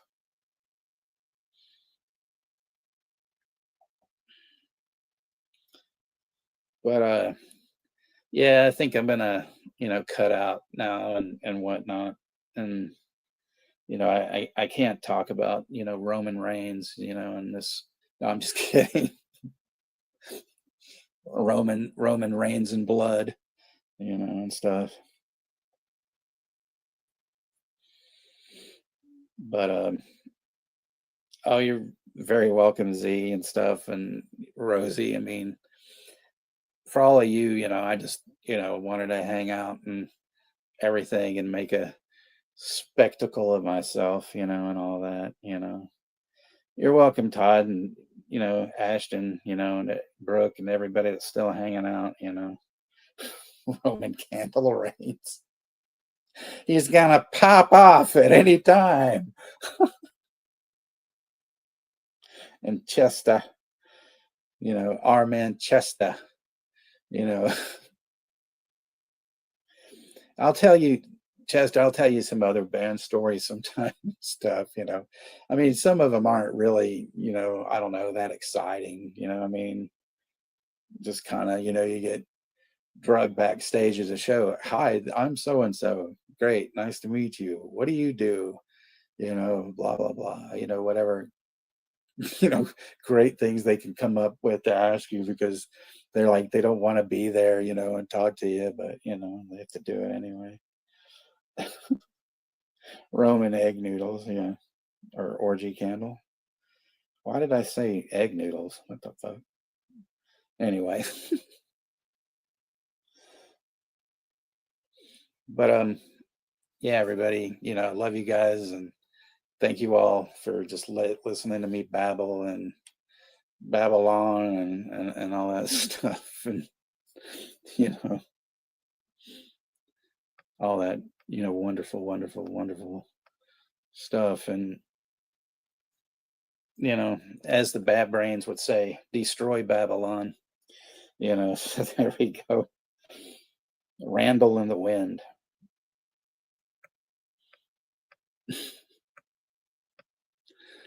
But